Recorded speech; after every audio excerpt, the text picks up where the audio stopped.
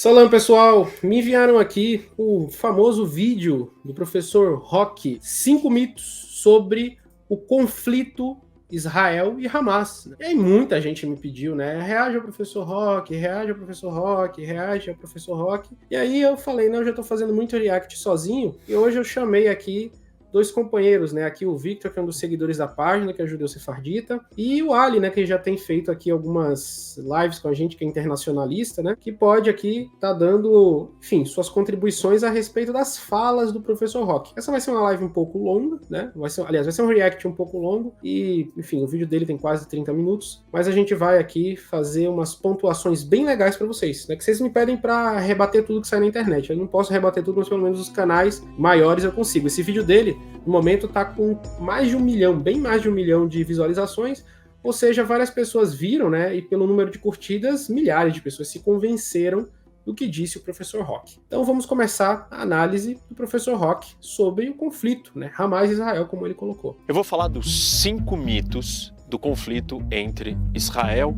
e o Hamas.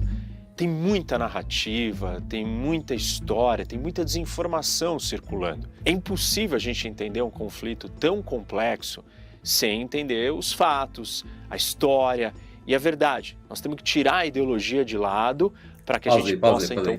Olha como ele já começa. Ele que é o bastião da verdade, é ele que vai apresentar a verdade. E ao mesmo tempo ele começa, ó, tem que tirar a ideologia, como se o que ele fosse apresentar não estivesse carregado de ideologia. Então ele já passa aquela coisa de já colocar um escudo ali na frente para quem está assistindo, já vai pegar, não, aqui é a verdade. E pega muito pela falácia pela autoridade, né? É o cara, o professor, né? Então passa aquela visão de figura que está ali para ensinar, para instruir, para dar a luz do conhecimento, né? Então, a gente já começa... Sim, ele não segue os princípios mais básicos, né? Da análise política, da análise geopolítica, mas ele sempre faz esse jogo psicológico com a linguagem para colocar ele como sendo a autoridade, ele coloca esse lustre todo. Exato, não, sem ideologia, porque assim, um cara que desde sempre foi um defensor árduo e um apologista, né, para o Estado de Israel, com todas as suas análises, que são sempre pró-OTAN, anti-Rússia, etc., ele não tem ideologia. Quem tem ideologia é todo o resto, né? É óbvio que ele tem ideologia, é óbvio que ele tem lado. Então, assim, gente, toda vez que a pessoa se sentir muito compelida a te dizer que o que ela vai fazer é livre de ideologia, de total ideologia, que ela é uma pessoa que só vai apresentar os fatos, sinta-se muito desconfiado, né? É a mesma coisa que você está numa sala e aí você faz assim, tá uma sala cheia de pessoas e você fala, nossa, eu perdi meu celular. Aí uma pessoa começa a gritar, não fui eu que roubei, não fui eu que roubei. Então você já se sente assim muito, né, impactado por aquilo, porque você não falou nem que ninguém roubou, só que você não tá achando. Então a pessoa começa a pular e se acusar, não fui eu que roubei, não fui eu que roubei, e você já olha assim com desconfiança, né?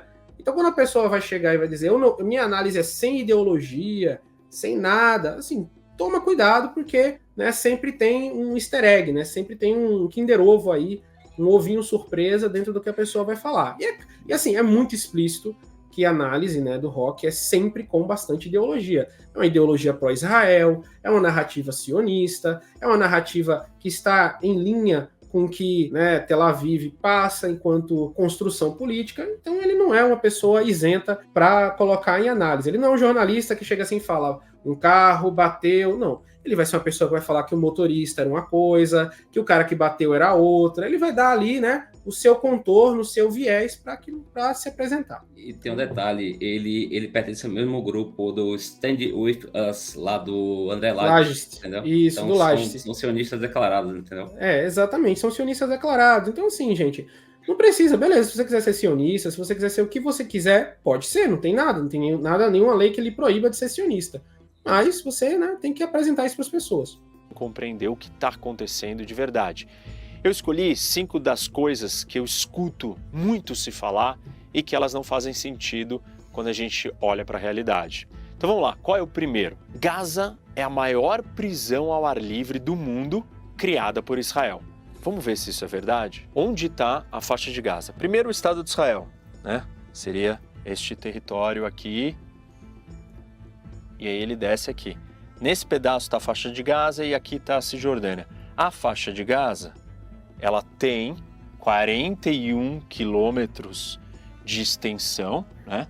E na sua distância maior, né, daqui até aqui, são 12 quilômetros. Aí a fronteira vai diminuindo e aqui nessa parte menor ela chega a 7 quilômetros dessa faixa de terra. Nem sempre o território de Gaza e a população que vivia aqui foi governada e controlada pelos palestinos ou pelo Hamas. Os otomanos já ocuparam e governaram Gaza, depois os britânicos, depois em 1948, quando houve a partilha dos dois territórios, da criação dos dois territórios, isso daqui ficou com o Egito, que por um acaso... E aí ele vai fazendo umas puladas de história assim imensas, né? Gaza já foi governada, era um território governado pelos otomanos. Meu amigo, olha, o Império Otomano ele governava basicamente o Oriente Médio inteiro. Não existia Gaza ali que era controlada pelos otomanos, não. Gaza era dentro do território otomano como um todo. Era uma província, era dentro de uma província que era a província do Cham, né? A província da Grande Síria, do Levante ali. Então o Império Otomano ele vai governar Gaza, mas antes disso você tinha o Sultanato Mameluco do Egito, que também governava a região da Palestina. Você também tinha, antes disso, os Estados Cruzados, e depois, antes dos Estados Cruzados, você tinha o Califado Fatímida, antes do Califado Fatímida, você tinha o Sultanato Seljúcida, os Abássidas, os Omíadas, enfim, você tem uma sucessão de reinos que vão se estabelecer, e qual, né, ali a região da Palestina vai ser um pedaço dele, né, não vai ser uma região autônoma, um país ou uma região independente, vai ser uma região de cultura própria, vai ser uma região de dialeto próprio, de música própria, de alimentação própria, de culinária própria, de tudo próprio, mas não vai ser um país independente, vai ser uma província. É a mesma coisa de tantos outros territórios no mundo. A Índia, hoje a gente reconhece a Índia como um país, mas a Índia ela foi unificada em 3 vezes com essa moderna agora ao longo da história. Ao longo da história a Índia nunca foi um país, foi um território cheio de principados, né, independentes, e regiões que não se reconheciam como um Estado soberano único. Então, assim, Gaza, ela era uma região dentro da Palestina que era uma província. E aí você tem ali uma pulagem, né? Ela foi para o território otomano, depois foi para o território britânico, e ele nunca coloca, uma das coisas que eu percebo, é como essas transições se deram. O Império Britânico invadiu a região do Levante, com exércitos, com armas, com campanha militar que durou bastante tempo, tomou Jerusalém na marra dos otomanos, foi lá, invadiu, atacou, matou e teve resistência, e foi assim que aconteceu na Primeira Guerra Mundial. Não é que passou, o Império Otomano não estava lá e falou, pô, não quero mais aqui a faixa de Gaza, Palestina, toma aqui, ó, Império Britânico. Ele não passou, ele tomou, tanto tomou os outros impérios que haviam existido ali antes, né? Isso foi uma pontuação que eu gostaria de fazer. Além disso, né, essa questão entre Palestina e Israel é a questão geopolítica mais complexa do século XX e do século XXI. Ele não menciona, né, nenhum dos acordos. Ele não menciona, como no acordo de Sykes-Picot, a Inglaterra garantiu a soberania palestina e depois, em 1948, pelo tanto de ataque dos grupos paramilitares, né, israelitas, do Lehi, do Irgun, e da animosidade na região, a Inglaterra abandonou a região e passou por cima do tratado que ela mesma assinou, que ela mesma promoveu, entendeu? Enfim, para uma análise política, geopolítica, ser assim, bem feita, ela precisa de ser o máximo imparcial possível, porque ela é um recorte da realidade, né? E quando ele mostra só um lado, assim, o caráter propagandístico da análise dele fica claríssimo, entendeu? Só que aí ele coloca todo esse lustre de ciência política, de ter credenciais acadêmicas, etc., para, assim, mascarar, entendeu? Que ele está propagando uma narrativa com um interesse geopolítico bem claro, que é minar toda a soberania do povo palestino. E aí tem um ponto que eu achei interessante, que é o seguinte, que vocês falaram. A gente que reage, para a gente é sempre muito mais difícil falar sobre, porque a gente tem que detalhar. Ele não, ele vai pulando, vai moldando uma narrativa simplista ao máximo, entendeu? Por isso que acaba pegando muita gente. Ele não falou da Declaração de Balfour, ele não falou do Protetorado Britânico, ele não falou da história do sionismo. Eu acho que talvez ele arraste lá mais para frente. Ele não falou da Revolta Árabe, ele não falou do relatório de Peel, coisas que vêm antes de toda a treta, né, de fato. Orientalismo puro e simples, né? Bora ver o que ele tem para falar aí mais para frente.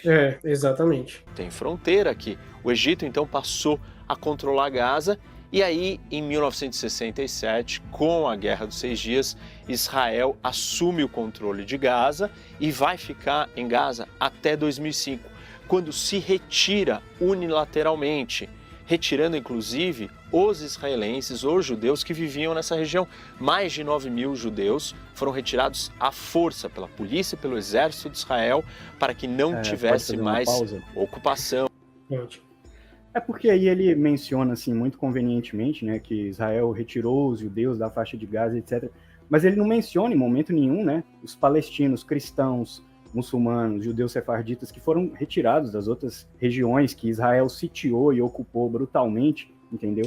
Ou seja, fica muito claro que a análise geopolítica dele tem esse caráter de mostrar só um lado da história. Chega a ser um negócio assim, parece saído de um daqueles filmes de ação de Hollywood, entendeu? Você quer ver uma coisa que eu acho curiosa e irônica até? Esse pessoal aí que é sionista, eles não tocam em um assunto específico. Eu acho que tem vários outros que são sensíveis, mas eles não tocam, por exemplo, que essa separação, essas tretas que tiveram no início, ela foi muito fomentada, por exemplo, pelo grupo Haganah, pelo Irgun, pelo Lehi. O que eram esses grupos? Eram grupos sionistas terroristas, entendeu? Eles matavam, eles quartejavam, eles expulsavam. Queimavam gente viva. Explodia prédio de colônia britânica, inclusive. Matou um jornalista da ONU na época que estava tentando fazer um acordo de paz, entendeu? Então, o administrador colonial britânico também foi morto no hotel do King David. Exato. Foi exatamente esse episódio. Então, isso não é retratado como caso de terrorismo, entendeu? Inclusive, esses grupos foram anexados ao exército de Israel, entendeu? Quando se consolidou. Então, essas coisas não são faladas. Não só anexados, como eles também viraram um partido político do Benjamin Netanyahu. Ele surge exatamente nesses grupos paramilitares. E os primeiros membros foram enforcados, algum pelo Império Britânico, pelo crime de terrorismo, né? Você não tinha ainda essa definição de terrorismo como a gente tem hoje tão aberta, mas o que essas pessoas faziam? Atentado à bomba, ataque de civis, ataques furtivos em locais. Então, basicamente, era isso. Eram grupos terroristas que explodiam prédios, deixavam bombas, saiam correndo. Enfim, várias outras coisas que hoje a gente associa ao terrorismo islâmico, né, assim dizendo, no Oriente Médio, eram praticados por essas pessoas que foram reabilitadas. Yitzhak Shamir, que tinha um cartaz dele de procurado pela Inglaterra, virou primeiro-ministro de Israel, e ele era um dos membros desses grupos. Então, assim, é isso que a gente precisa entender. Essa história, ela não é contada como um todo, ela é pulada convenientemente, entendeu? Porque você não está apresentando a história, você está distorcendo para um público com um viés. E esse público com um viés pode ser alimentado de qualquer coisa. Exato. Presença e nenhuma residência, ninguém morando ali. E aí, em 2005, quem assume o controle de Gaza é a autoridade palestina, governada então pelo Fatah. 2006 é feita uma eleição e quem ganha a eleição é o Hamas. Não com a maioria total dos votos, mas com uma maioria de votos. E aí o Hamas assume o comando de Gaza. E depois, em 2007, ele faz uma grande limpeza na base da violência. Já vi que a gente vai ter que ficar picotando aí o react. Sim, pode ficar tranquilo. Porque dá umas gafes assim. Em primeiro lugar, foi uma maioria relativa, não maioria absoluta, né? Apesar dele não ter usado esse termo, porque a Constituição palestina, as leis palestinas, etc., elas se aglutinavam dessa forma, entendeu? Isso não significa muita coisa. Outra coisa é que ele fala da vitória do Hamas, mas ele não fala de toda a escalada da violência que levou à popularização do Hamas, entendeu? Por exemplo, até 1994, o Hamas ele tinha um certo receio com alvos civis. Aí aconteceu o massacre de Hebron, né? Em que um colono israelita, sionista, no mês do Ramadã, matou mais de 20 muçulmanos perto de uma mesquita e as autoridades israelitas não fizeram nada. Ou seja, todo o contexto cultural, geopolítico, histórico, étnico, ele fica deixado de lado da narrativa. Como eu falei, é a questão geopolítica mais complexa dos nossos tempos, entendeu? E aí então, o que ele faz? Reduz a um vídeo de 20 minutos. E assim, não que ele não vá fazer um conteúdo às vezes mais sucinto, mas ele está pulando partes-chave. O Hamas não começa, que nem eu falei no meu vídeo anterior, no qual eu explico a história do Hamas, o Hamas não começa como um movimento fanático, extremista, armado, com armas, que quer destruir Israel. O Hamas começa como um movimento de filantropia na faixa de Gaza, que era a Mujama Islamia, né? O grupo islâmico do Ahmed Yassin. O Hamas vai ter uma escalada para desenvolver a Brigada Al-Qassam e os braços armados da Mujama após a primeira intifada, quando a violência contra os palestinos vai se tornar insuportável por parte dos israelenses. E aqui a gente não está legitimando ataque contra civis israelenses. Só que se você quiser contar a história de forma honesta, é você contar a história toda. Que o Hamas não era um grupo armado, o Hamas não tinha braço armado, o Hamas era um grupo, assim, absolutamente neutro, na época que era a Mujama Islamia, do Ahmed Yassin, era contra a proposta da OLP de guerra aberta contra Israel, de uso de forças armadas, etc., e simplesmente teve uma mudança ali dentro. Por que teve uma mudança? Porque você teve trabalhadores, né, que foram queimados no massacre de Jenin. Aquilo que foi o que levou à primeira intifada. Você teve muita atrocidade pelo exército israelense por parte de colonos que nunca eram levados à justiça e nunca eram punidos. Então, se você tem uma população que você mantém ela sob o jugo, que acontece tudo com ela e nunca é levada à justiça, uma hora esse pessoal vai começar a se armar. Isso vai acontecer na Irlanda, isso vai acontecer em todos os lugares do mundo onde você vai ter esse problema, na África do Sul. Quando você cria um estado de apartheid colonial e de exploração do território das pessoas que estão ali, no qual aquelas pessoas ficam sujeitas a tudo, você não tem para onde reclamar, você vai levar uma rebelião, uma revolta inevitavelmente. E aí depois você pode chamar o grupo revoltado de terrorista, do que você quiser, o nome que você quiser você pode colocar nele. Mas, você para ter uma análise geopolítica honesta, você precisa colocar o todo, né? Não adianta ficar fazendo esses pulos aí. Eu tenho até um comentário sobre isso, que é o seguinte, que eu observei da parte dele. Ele tenta deslegitimar as eleições que foram feitas, que o Hamas ganhou, e, por exemplo, ele não cita que esse processo foi monitorado pela ONU e outras organizações, entendeu? Que estavam ali na cola para ver se realmente ia ser feita da forma justa. Ele também tenta deslegitimar no sentido de que ele tenta sempre puxar, vocês vão observar isso, ele sempre tenta puxar pro religioso, sabe? Para vender aquela narrativa de extremismo religioso, que não tem ali uma pauta popular. Política, territorial, nada. Isso. Que a faixa de Gaza tem população cristã também. Não, é tudo religioso. Todo mundo ali é fanático islâmico contra judeus do bem. É basicamente isso que ele está colocando aí. Contra judeus que só querem se defender. Nem também fala da participação de muçulmanos também ali dentro do exército israelense, que são integrados às forças militares de Israel, o que mostra que não é uma briga religiosa. A religião ela é usada como um ponto legitimador por alguns grupos. Mas se você vai resumir a questão religiosa, você está sendo desonesto, é só isso. Então, vamos lá continuar, que a gente tem muita coisa. Perseguindo todos os seus opositores políticos e implementando a sua ditadura, o seu domínio total do território. Essa parte política eu ainda vou falar mais dela quando eu explicar outros mitos aqui no vídeo. Quando o Hamas assume o controle total dessa faixa de território da população, por ser uma organização terrorista que não reconhece, não aceita, não quer que Israel exista, ele parte para o ataque, ele usa esse território como base para bombardear, para jogar morteiros, para invadir, sequestrar pessoas. Israel faz sequestros, usa morteiros, bombardeia áreas civis desde seu início, desde sua gênese. E o Hamas não, o Hamas, mais uma vez, era um grupo pacifista, era um grupo que não vai surgir com esse estatuto de destruição total do Estado de Israel, não vai surgir assim. O Hamas tinha uma outra abordagem no seu início. E muitas pessoas falam que o Hamas tem um estatuto igual ao de Hitler, que ele quer extermínio de todos os judeus. Não, não é isso. O Hamas tem um estatuto de dissolução do Estado de Israel. O Hamas não apresenta a solução de matar todos os judeus como dissolução do Estado de Israel. Não é a mesma coisa. Não é um equilíbrio dessa forma. E tem outro ponto que você falou sobre isso que eu achei bem interessante, Mansur, é que é bom lembrar que há uma barreira aérea pelo mar e por terra na faixa de Gaza.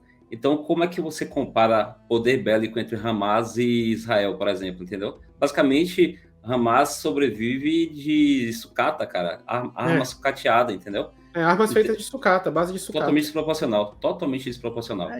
Além disso, né, até agora, né, no vídeo, ele sempre mostrou que ele vai usar umas palavrinhas-chave para fazer um jogo emocional, psicológico, ao invés de apresentar uma análise fria dos fatos, né? Por exemplo, toda hora ele fala questão de ditadura, democracia, liberdade, não sei o que. Palavras fortes, como se Israel pudesse ser encaixado em qualquer definição básica, assim.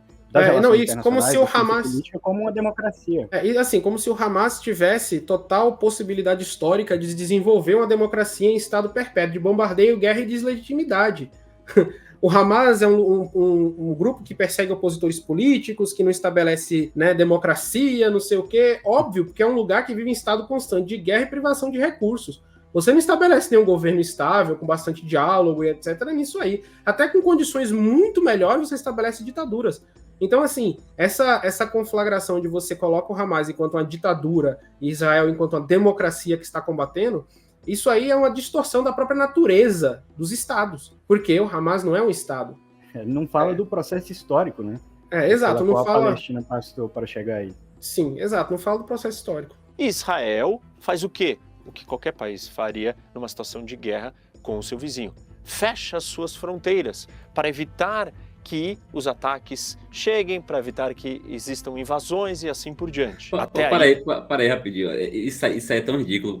Vamos pensar aqui num cenário fantasioso. Vamos criar aqui um país que não existe, certo? Que ele cria uma ideologia política de desejo de pertencimento a uma terra que ele reconhece que já foi deles. Então vamos inventar que esse país, Xablau, ele resolve fazer a mesma coisa que Israel fez na Palestina, na Inglaterra. Como é que você acha que os ingleses vão reagir, entendeu? Com o mesmo modo operante de tacar fogo em todo mundo, explodir, com o modo operante de terrorismo e tudo mais, né? Como é que você acha que a colônia britânica lá, como é que você acha que o país vai reagir, entendeu? É com flores e pétalas, é uma hipocrisia, assim, bizarra, sabe? Além disso, ele fala em guerra, né? Que Israel se defende da guerra, etc. Mas vamos lembrar aqui que, para as definições básicas de ciência política, as ideias de guerra e paz em Israel, por ser um Estado autocrático e tremendamente beligerante, elas são muito cinzentas e dúbias. Israel não segue assim as definições do direito internacional, do que é guerra, do que é paz, para definir quando vai atacar, quando vai se defender, entendeu? É um Estado tremendamente beligerante, com uma filosofia, uma doutrina militar e política tremendamente beligerante, que vê qualquer coisa como uma ameaça existencial. Por parte do Netanyahu, eles estão em guerra desde a fundação, entendeu? Então isso e nada que ele falou é a mesma coisa. Israel iniciou todos os conflitos do qual participou. Eles colocam assim, guerra dos 6 dias, guerra do Yom Kippur, guerra não sei o quê. Quem foi atacado? Israel. Não, Israel iniciou todos os conflitos. Israel literalmente bombardeou o Egito do nada, quando o Egito foi e fechou o Estreito de Tirana. Literalmente, Israel começou uma guerra sem ser atacado. Tipo, e não começou uma guerra disparando míssil, eles bombardearam a base aérea egípcia, porque o Egito fechou o Estreito de Tirana, mas no contexto do quê? Israel tinha invadido a Jordânia, uma vila na Jordânia para tomar território. A gente não pode deixar de falar que o projeto israelense no início não é esse território só, e não é tomar só a Cisjordânia e a faixa de Gaza, é o território dos outros países vizinhos. Tanto é que faz que toma, né? Manter é outra coisa, mas nessa época Israel estava a todo vapor. E tomando território dos países vizinhos, tomando do sul da Síria, tomando do Líbano, tomando da Jordânia, tomando de todos os lugares. E aí, quando as nações árabes se unem para fazer uma devida resposta, por quê? Você tem 3 problemas com o expansionismo israelense. Vamos supor que os árabes dessem 1% do seu território para Israel, de presente, assim, de mão beijada, você tem um problema. Israel cria uma massa de pessoas refugiadas em massa, porque a Nakba é isso, a expulsão em massa de pessoas, que vão para esses países árabes e formam favelas, e formam guetos, e formam um problema social terrível. Então os países árabes não têm só o problema bélico com Israel. O pessoal fala, eles não toleram a existência de Israel. Cara, o Império Otomano era um local onde você tinha inúmeras polis independentes dentro do Império. Os curdos tinham 4 principados. Tinha um principado de Baban, tinha um principado de Zarzar e outros principados ali dentro do próprio Império Otomano, que eram lugares autônomos. Então você ter um Estado grande, porém não forte, com governos autônomos no Oriente Médio, sempre foi uma coisa que existiu, e os territórios ficavam passando de mão em mão. Só que o que é que Israel cria? Israel cria um problema de massa de refugiados que vão sendo deslocados dos países árabes e criam problemas políticos dentro desses países, como no Líbano, como na Jordânia, porque são seres humanos. Seres humanos vão para lá, eles precisam comer, eles precisam se alimentar, eles precisam, enfim, de emprego. Eles não vão encontrar isso nesses países, que eram países de terceiro mundo que tinham acabado de alcançar a independência, muitos deles. Eram lugares que tinham tecnologia muito deficitária e tinham vários problemas. Então esses países se juntam para impedir o avanço israelense, para inclusive parar o problema dos refugiados palestinos que iam para lá, para essas nações que estavam se formando. Então colocar as questões como, os árabes não toleravam o direito de existir de Israel, Israel surge como uma democracia maravilhosa, ele não fala da Nakba, porque, assim, o pessoal critica o negacionismo do Holocausto e com razão, né? Ninguém pode ficar negando o Holocausto nazista, que foi uma tragédia horrível. Só que Israel, ela surge na sua ideologia no negacionismo de um evento que todo mundo reconhece, que é a Nakba, que é a tragédia palestina. a expulsão na fundação de Israel de todas as populações palestinas, né, do seu território. Mais de 700 mil pessoas. Essas 700 mil pessoas vão para onde? Elas vão se estabelecer nas regiões dos países vizinhos, no Egito, na Jordânia, na Síria, no Líbano, e criam favelas. Basicamente isso, favelas e comunidades carentes que existem até hoje.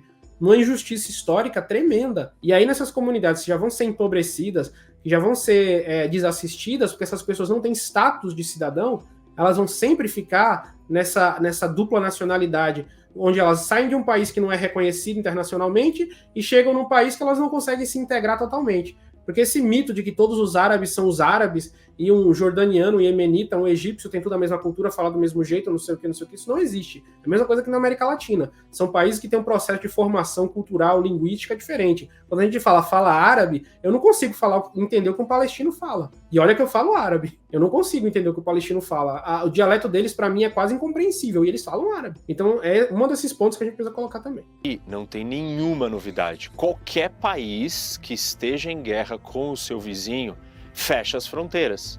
As fronteiras da Rússia com a Ucrânia são fechadas. As fronteiras da Coreia do Norte com a Coreia do Sul são super fechadas. Tem uma zona desmilitarizada com um vácuo no meio para que nada atravesse de um lado para o outro. É absolutamente natural e normal que países em guerra, inimigos, territórios inimigos em guerra, vão ter a sua fronteira fechada. Mas aí você não esqueceu de falar que, diferente desses exemplos que você citou, os cidadãos da Coreia do Norte não são controlados, a circulação deles, pela Coreia do Sul. Eles não são controlados na Coreia do Norte, o seu espaço aéreo pela Coreia do Sul, a entrada de comida pela Coreia do Sul, a costa pela Coreia do Sul. Israel cria uma prisão, um campo de concentração, porque ela não reconhece Gaza enquanto país, não é um país vizinho que era inimigo, eles fecharam ali, e vamos fazer aqui uma comparação terrível, né, para não falar assim mentirosa, com um paralelo ali da Coreia do Norte e Coreia do Sul. Porque a Coreia do Sul não tem o grau de ingerência na vida dos norte-coreanos que Israel tem sobre a Palestina.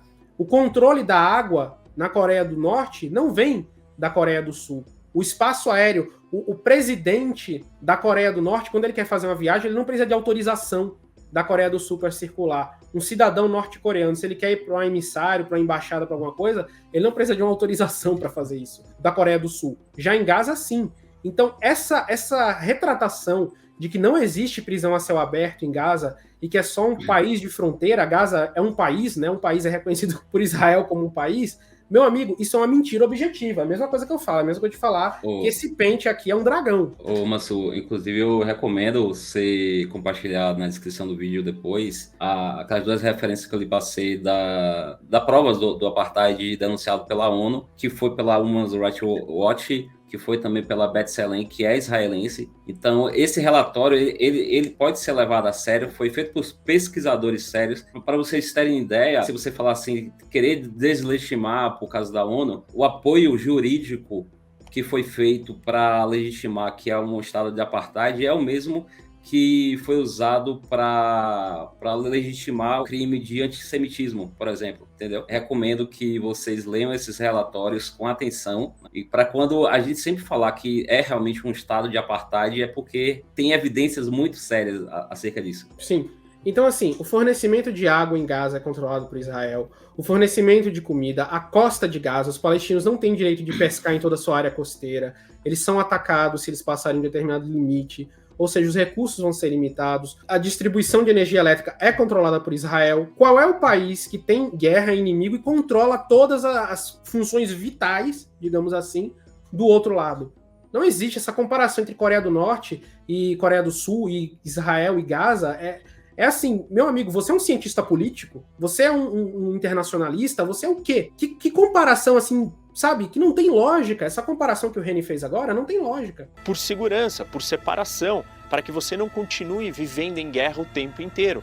Então, até aí, não tem nada de diferente e anormal, dado o contexto do que está acontecendo aqui. Agora que vocês entenderam um pouco do contexto e das transformações aqui, vamos voltar ao mito. Isso seria, alguns chamam que isso daqui de uma prisão a céu aberto. O que é uma prisão? Ninguém entra e ninguém sai. Não é isso que acontece. Por quê? Existem passagens aqui em Israel onde 20 mil palestinos saem todos os dias para trabalhar em Israel e voltam. Existe uma outra entrada aqui de Israel que por volta de 8, 9 mil caminhões por mês entram e saem.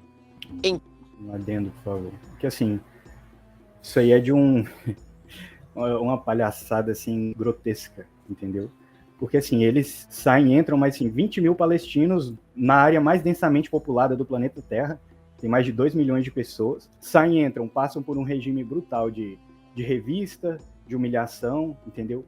Geralmente não podem trazer itens básicos, resguardados por vários acordos internacionais de direitos humanos básicos, como alimento, água, não podem trazer de Israel para a Palestina, mas não é uma prisão, tá? Não é uma prisão, não é apartheid, segundo o Reni, é só, não sei, é o campo dos ursinhos carinhosos. Porque os palestinos têm 20 mil palestinos têm o direito de ir lá trabalhar em subemprego em Israel e voltar, né? Então não tem prisão? Eles não têm direito de trabalhar? Uai, como assim? No Brasil aqui, como é que o pessoal que faz regime semiaberto, como é que eles estão presos? Se eles podem sair e voltar da prisão, hein?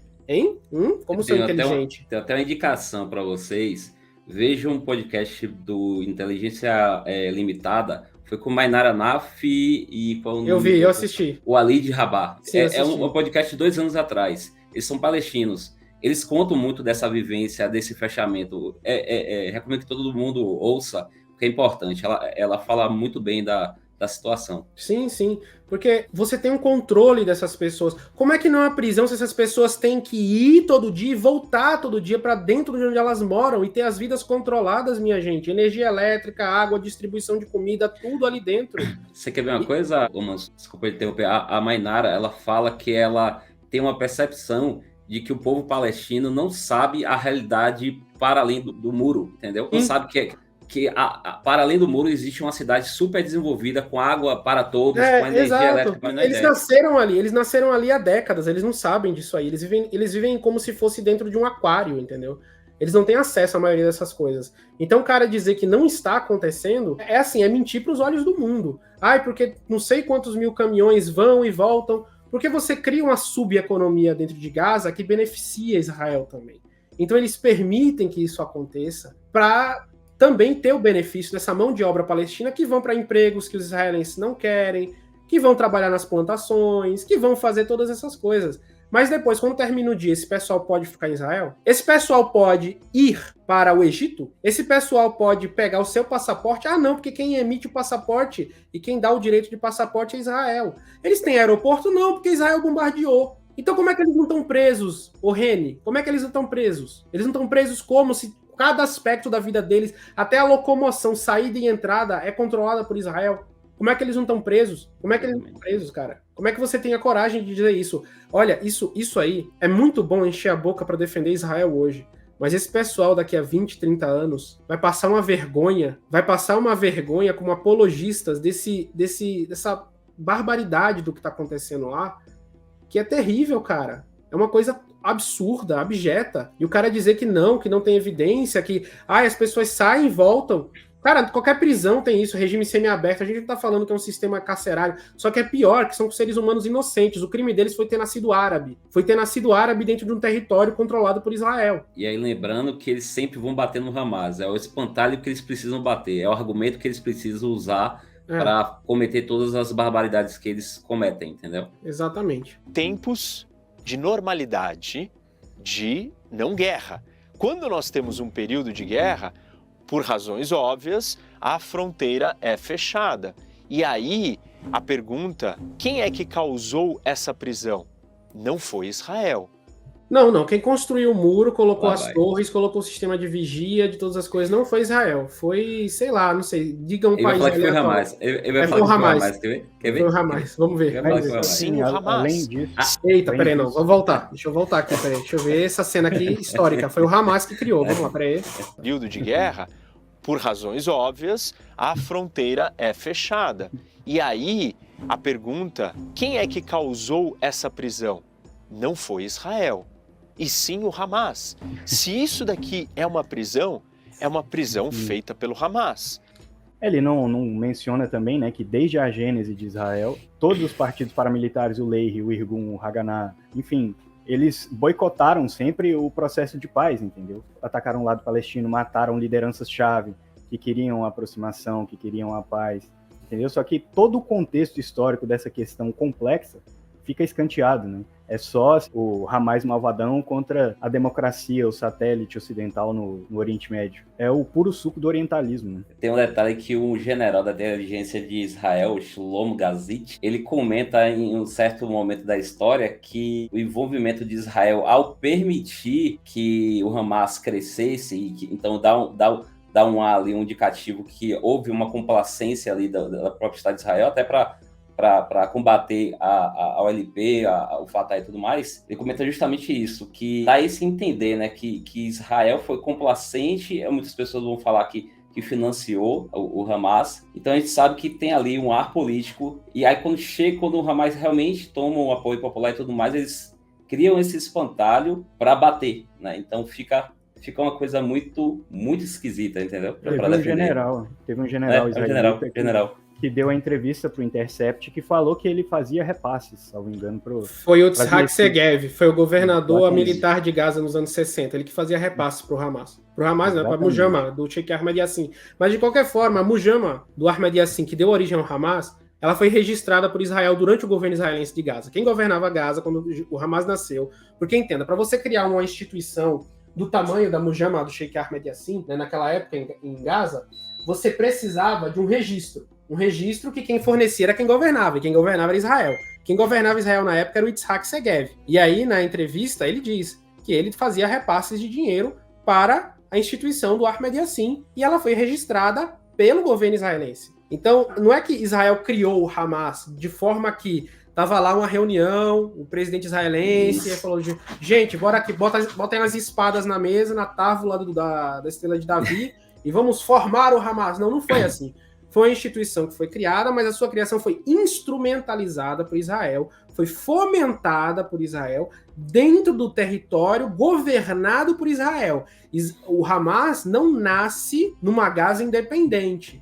O Hamas, do Ahmed Yassin, não nasce num território autônomo. Ele nasce na Israel controlada como uma organização oficial, que tinha prédios, que tinha universidades, que tinha mesquitas, que tinha bancos de sangue, que tinha escolas, que tinha várias coisas, e eram todas dentro da administração israelense do Yitzhak Segev. Então aí vocês têm que lutar contra a história para negar esses fatos. Né? Isso, tem um ponto importante aqui. Quando a gente fala de ódio de um povo contra o outro, esse ódio ele não nasce da noite para o dia. É ano de opressão, é ano de repressão, é ano de massacre, entendeu? Então as coisas não nascem assim do nada. Exatamente. Vamos lá.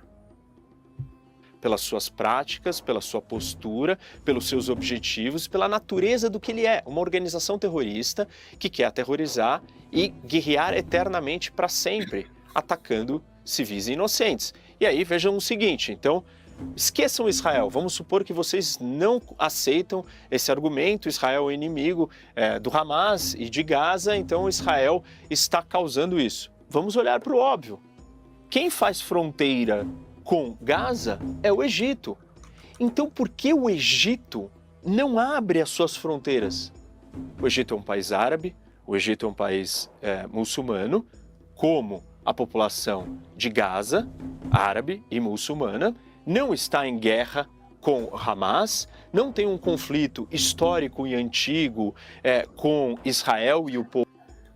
Não, meu irmão. Como o Egito não tem se todas as iniciativas árabes de resposta militar a Israel foram lideradas pelo Egito, pô. Gamal Abdel Nasser, Anwar Sadat, todas as pessoas não existiram. O Egito não tem. O Egito tinha até os anos 70 a guerra aberta contra Israel. Israel tomou a península do Sinai como, meu Deus do céu? Gente, não é assim, cara. É que nem eu falo, esse pessoal, não sei como eles não ficam roxo na hora, porque eles estão falando uma coisa assim, eles não têm um conflito histórico com Israel. Como eu não tenho um conflito histórico com Israel? O Egito... Ele sabe, mano. Ele sabe que isso é mentira. Ele sabe que isso é mentira. Sabe sim.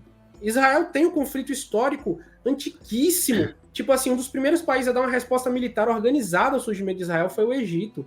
O Egito era a cabeça do mundo árabe. Gamal Abdel Nasser conduziu 2 investidas militares enormes. Perdeu, mas colocou ali contra Israel. Ele vai fazer o argumento de que o Egito fecha Gaza também, etc., mas você vai ver que eles não têm problema nenhum com Israel. Como não, se eles participaram de tudo? O Egito teve uma mudança de regime recente, que aí o novo presidente, né, o Abdel Fattah al-Sisi, ele decidiu mudar a política e história do Egito, que foi ser anti-israelense. Ele tá jogando pro público naquela de tipo, o Egito sabe com quem tá lidando, por isso que barra, entendeu?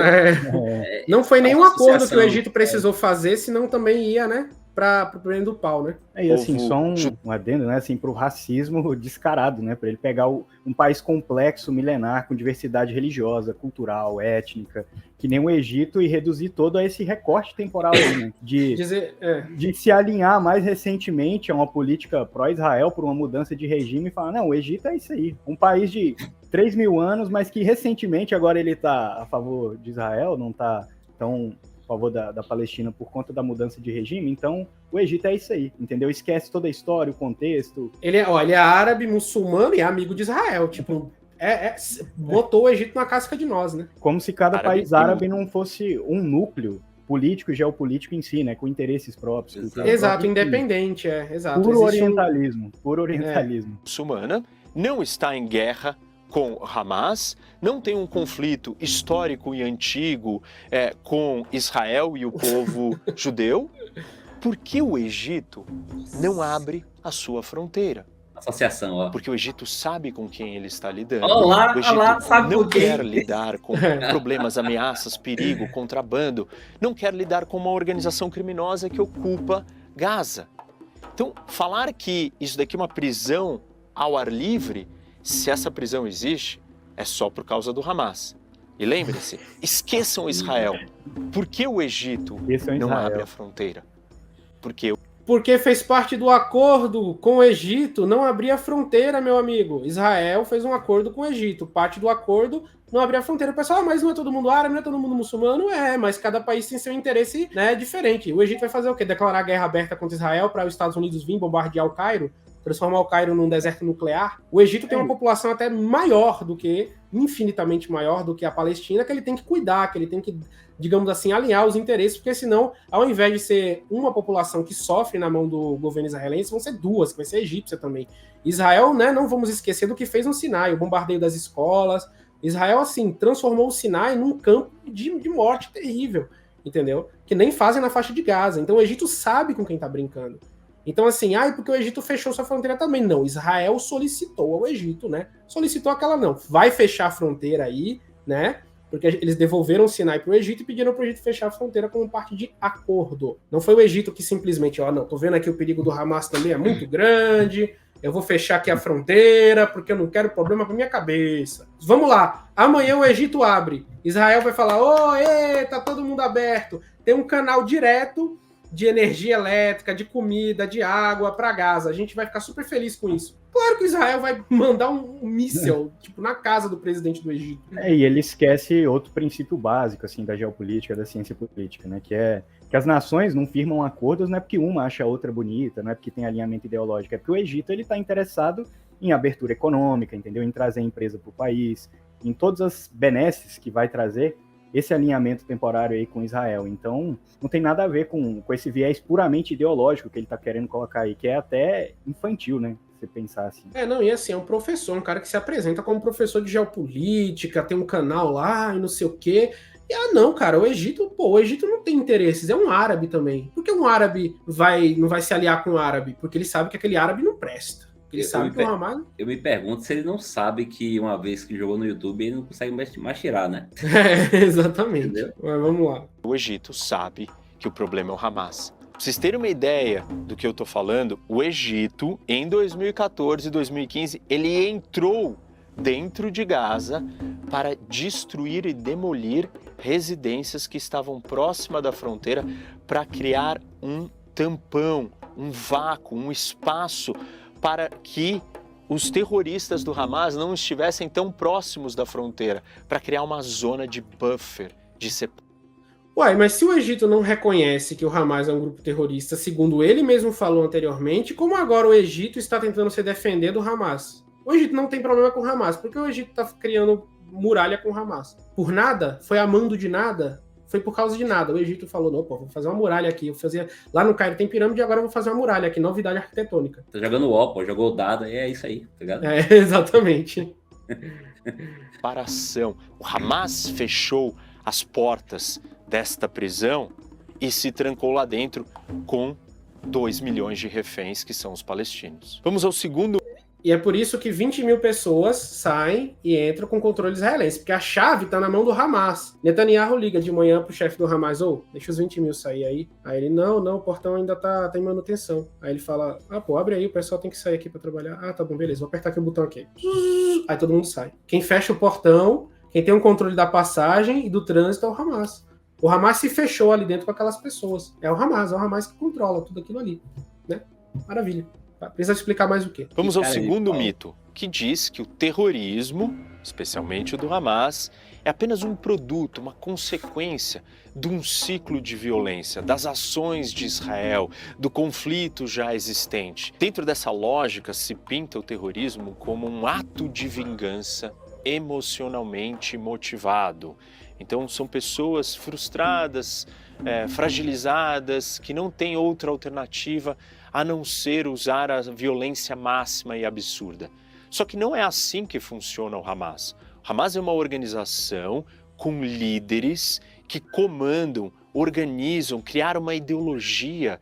E esses líderes, eles não estão ali no sofrimento. Aliás, eles nem vivem em Gaza. Eles estão de fora, em outros lugares. Claramente você vê o desconhecimento dele aí da organização interna no Hamas. O Hamas, em primeiro lugar, não dá para categorizar como um grupo terrorista através das classificações básicas da ciência política. É um dos grandes dilemas, porque apesar de ser uma facção política extremista, o Hamas, a luta do Hamas, ela se mescla à luta de libertação de um povo inteiro, entendeu? Além disso, o Hamas tem várias facções dentro de si. Os líderes do Hamas têm mais efeito propagandístico que poder de controle do Hamas em si, entendeu? Então, ele está basicamente fazendo uma simplificação grosseira, da mais grosseira, até porque a maioria dos combatentes do Hamas, eles não concordam com a ideologia do Hamas. A questão é que a Palestina, graças ao Estado policial de Israel, não tem um exército regular, entendeu? Não tem direito de treinar tropas. E aí, o que é que o jovem palestino que quer ver a soberania do seu país resguardada faz? Ele entra para as fileiras do Hamas. Exato. É, digamos assim, a única força armada que você tem como dar uma resposta legítima. E aqui eu queria dar minha opinião pessoal, que não sou cientista político, tá? O que o Ali está colocando aqui é dentro de um contexto de como você se classifica na ciência política, que, né, segundo o Rock, é uma ciência que ele também estudou. E é por isso que diversos países, Brasil incluso, não consideram o Hamas como um grupo terrorista. Eu considero as táticas do Hamas como terroristas, e assim, terríveis. Só que a ciência política internacional não entende assim, entendeu? Então, uma coisa é a análise emocional da situação, que é uma análise que eu tenho, porque, por exemplo, a minha análise, ela é uma análise religiosa. Olha, se o Hamas está usando, digamos, a sua tecnologia avançada para atacar alvos civis israelenses, para mim isso é condenável, condenabilíssimo. Mas a minha opinião não importa na ciência geopolítica. Porque a partir do momento que o Hamas é a única força militar que existe ali na faixa de Gaza, de defesa, que não defende nada, né? Até porque eles não conseguem fazer frente ao exército israelense com tecnologia mais avançada, ele não é considerado nos parâmetros internacionais por diversos países como um grupo terrorista. Isso não é uma questão nossa, não é uma questão do que a gente pensa. É como é definido internacionalmente. Tanto é que até o Brasil não reconhece o Hamas como grupo terrorista. Basicamente é assim. Então, assim, as pessoas precisam entender que elas têm que ter parâmetros. Os parâmetros são internacionalismos ou são uma condenação moral? Aí a pessoa vai falar, não, minha condenação ela é moral. Então, cadê sua condenação moral ao Estado israelense? Porque você vai dizer, o Hamas sequestra crianças. Israel faz exatamente a mesma coisa. Tem centenas de crianças palestinas sem julgamento dentro do sistema prisional israelense, que foram pegas em protestos, passeatas, incursões, andando pela rua, em toque de recolher, diversas coisas, que estão presas, ou seja, estão sequestradas por um Estado que não reconhece. Ou seja, são cidadãos de um país que, segundo o reino existe, chamado Gaza, que foram pegos pelo exército israelense. Eu sou contra porque o Hamas bombardeia áreas civis. Israel faz isso assim como quem bebe água. A guerra de Israel é bombardear áreas civis. Israel nunca teve na sua história aí uma batalha 100% campal. É só área civil, parece que é de propósito. Não parece não, é de propósito. Então, eu sou contra porque captura e tortura pessoas. Israel faz essa mesma coisa. Tudo que Israel fala, que o Hamas faz, Israel faz em escala industrial. Maior, com mais tecnologia, mais dinheiro e tudo.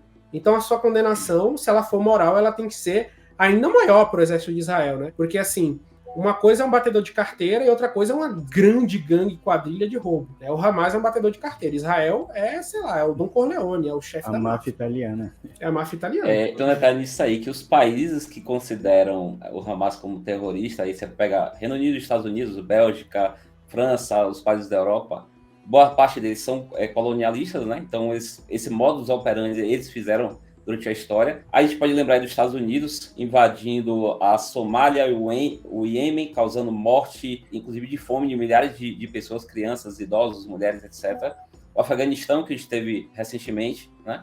Então, que moral tem eles para estar ditando quem é terrorista e quem não é? É um negócio assim, quando a gente fala de colonialismo, não tem essa questão de moralidade para você colocar em cima. Então, eles apelam muito para o sentido religioso numa dessas, né? De tentar construir uma narrativa que não existe, entendeu? E vamos lembrar que as organizações internacionais, elas estão todas cooptadas exatamente por esse eixo de poder aí. O governo Bush invadiu o Iraque, apesar da condenação do Conselho de Segurança da ONU, entendeu? E ninguém fez absolutamente nada. Por quê? Porque todos os postos importantes na ONU e nas outras organizações internacionais, eles estão ocupados exatamente pelo governo da Inglaterra, pelo governo americano, pelo governo da França, pelo governo de Israel. Então, assim, não há quem recorrer, entendeu?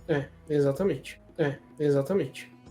Ordenando a ação de pessoas que, essas sim, são vítimas de uma ideologia que acabam comprando essa situação, são convencidas e levadas a fazer isso. O Hamas e os seus líderes, eles fazem um cálculo racional muito óbvio de custo e benefício do uso do terrorismo, do uso da ação terrorista. É muito fácil para eles desperdiçarem a vidas de palestinos que estão numa situação difícil, que foram cooptados por essa ideologia radical.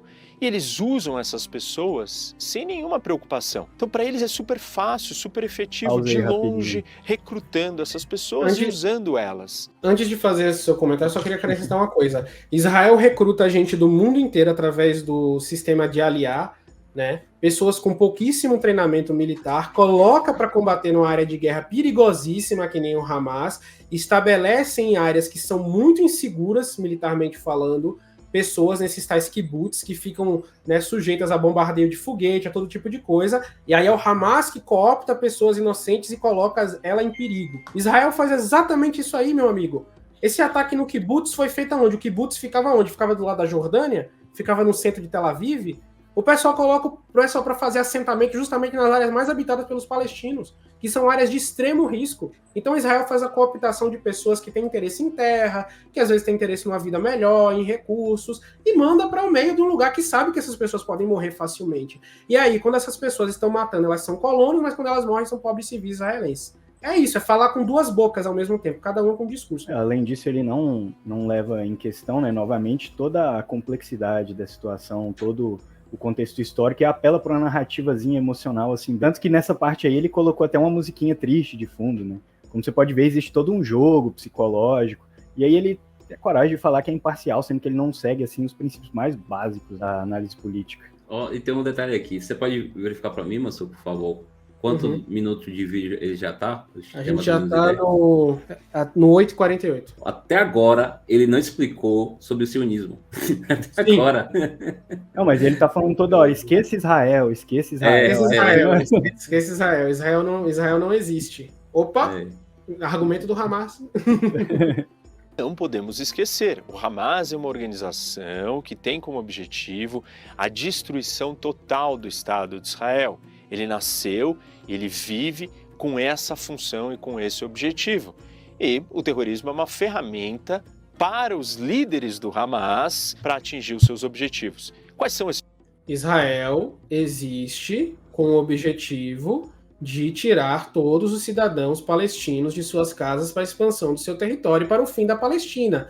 Quem está mais a ponto de acabar com todos os territórios palestinos é o Hamas, que está a ponto de acabar com Israel, ou Israel que está a ponto de acabar com todos os territórios palestinos? Então Israel nasce com esse objetivo e está concretizando ele aos olhos do mundo. Isso é um fato. É aquela coisa que eu falo. Qual é o padrão moral dessas pessoas? Porque ele acabou de descrever várias coisas que Israel faz, que vários políticos israelenses, inclusive, discursam e põem em prática. A gente está vendo essa semana em Gaza aí, bombardeio à torta e à direita, né? metade das baixas sendo civis, inclusive. Exatamente. E sobre isso que você falou da expansão, né, o Netanyahu já vai na ONU e mostra um mapa de Israel sem a Palestina. Então, assim, não é segredo para ninguém, só que, obviamente, ele tem mais compromisso com uma narrativa do que com a realidade. Exato. Mês passado, em setembro, Netanyahu foi para a ONU e mostrou um mapa onde Cisjordânia e Gaza não existem para o mundo, como o novo Oriente Médio. Ele colocou isso aí. Ou seja, ele anunciou para o mundo a destruição dos territórios palestinos. Aí, no mês seguinte, o Hamas, né, vai e lança a operação Dilúvio de Al-Aqsa contra Israel, porque Israel tinha anunciado a destruição de todos os territórios palestinos. É só vocês verem a notícia. Cara, um mês antes do ataque do kibbutz de Kfar Aza, no sábado, 7 de outubro, eu tava acompanhando, né, porque eu trabalho com história, eu sempre fico acompanhando as notícias. E eu tava acompanhando vários comentaristas falando: Israel está deixando os palestinos no limite, Israel vai ter os palestinos fazerem um ataque. Eu tava vendo várias pessoas, só que eu não dei muita atenção, porque, tipo, toda hora os palestinos estão prestes a fazer um ataque, né? Mas, cara, aconteceu. E o pessoal falando que Israel foi atacado do nada. Tipo assim, imagina o presidente da França ir para a ONU, mostrar um mapa da América Latina, um mapa da América do Sul, e colocar assim: esse é o novo continente sul-americano. E no lugar do Brasil tá a bandeira da França, bem grande assim. O que é que ele tá dizendo? Ele tá dizendo que ele vai anexar o Brasil. Netanyahu anunciou em setembro de 2023 pro mundo que ele ia anexar Gaza e que ele ia anexar a Cisjordânia e que a nova paz no Oriente Médio ia existir sem nenhum território, de nenhuma autonomia aos palestinos. Pesquisem, não acreditem nas minhas palavras. Não acreditem, eu não vou fazer, eu sou livre de ideologias, eu trabalho com fatos, não. Vão no Google e coloquem lá o pronunciamento da ONU em setembro. Pode falar. Tem mais, recentemente, além deles terem interrompido o acesso de água e energia, internet também. Isso eu enxergo como uma tentativa de apagar o que vai acontecer ali, de não ser revelado, de não mostrar, de alguma forma registrar o que vai acontecer ali, que é uma limpeza étnica. De fato. Então, exatamente. Mas vamos ver. Esses objetivos. Primeiro, causar uma reação exagerada por parte de Israel. Levar o público israelense, a população israelense, a uma posição de rejeição extrema, para que não exista paz, para que eles estejam cansados de tanta violência e abdiquem das chances da paz e adotem uma posição rígida e dura contra um projeto de paz. Então, ele tem o objetivo de afetar a opinião pública israelense, assustando, amedrontando, tem o objetivo de mudar a percepção dos israelenses para que não se tenha mais conversa, mais diálogo, e aí ele ganha, porque ele vive da guerra, ele vive do combate armado, ele vive dessa tal resistência que ele chama. E aí uma outra coisa óbvia, uma vez que ele vive da guerra e ele quer destruir qualquer tentativa de paz, é todos os momentos na história que se chegou perto de algum acordo de paz, ou se começou uma conversa de paz, o Hamas entra em ação. Hamas e qualquer grupo. Pela mãe do gás. Sempre é o Hamas que vai lá e entra em ação, né? Então assim, vamos lá. Eu vou entrar na geopolítica do reino. A gente estava tendo a normalização com os países árabes, né? Os países árabes, alguns deles estavam entrando em acordo normativo com Israel para estabelecer relações diplomáticas a despeito da vontade da população desses países, né? Que a gente viu lá no Catar como foi a reação do povo de vários países que estavam normalizando quando o jornal israelense ia, né, entrevistar. Mas vamos lá. Esses países estavam normalizando com Israel, estavam normatizando com Israel. Israel vai a público na figura do seu primeiro-ministro e demonstra um mapa onde o território palestino não existe mais, já está todo anexado. Quem interrompe a paz é o Hamas? Paz para o Reni é a eliminação dos palestinos. Só que assim, quando o Hamas faz um discurso de eliminação de Israel, ele faz com a touca, com a Kalashnikov, blá, blá, blá, blá, blá, blá, blá, blá, blá. Quando o cara fala em eliminar a Palestina, ele coloca uma camisa azul, uma musiquinha. Olha, aqui ó, eles que estão interrompendo a paz. O que é paz nos termos do governo de Benjamin Netanyahu agora? É a anexação. O mundo viu isso. É a anexação. É a paz das relações com os países árabes e a total absorção dos palestinos pelo Estado de Israel, em territórios que vão ser 100% em mais aspectos do que já são controlados por Israel. E aí, vamos lá. O Israel dissolve Gaza e dissolve a Cisjordânia. O que é que ela faz com esse povo?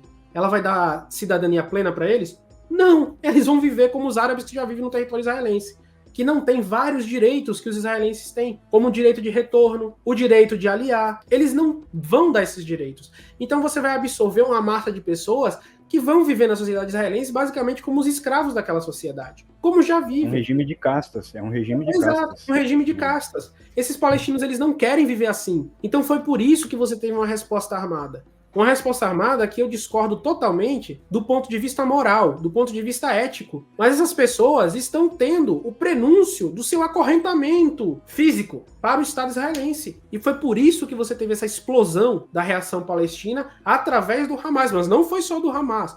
Porque uma das coisas que eles estão ocultando é que vários grupos paramilitares palestinos que existem ali em Gaza se uniram ao Hamas para dar essa resposta. Não foi só do Hamas. E várias pessoas se uniram ali para tentar fazer esse levante a contragosto de boa parte da população, da maioria dos palestinos que não são militarizados. Não é que nem um cidadão israelense que obrigatoriamente todo homem e toda mulher tem que servir no exército, né? Não é que nem Israel faz. Mas, entretanto, contudo, todavia, você tem aí esse problema que foi gerado por Israel. Não foi a paz foi interrompida pelo Hamas. Não. Israel anunciou que ia destruir Gaza e anunciou que ia destruir a Cisjordânia para o mundo, na ONU.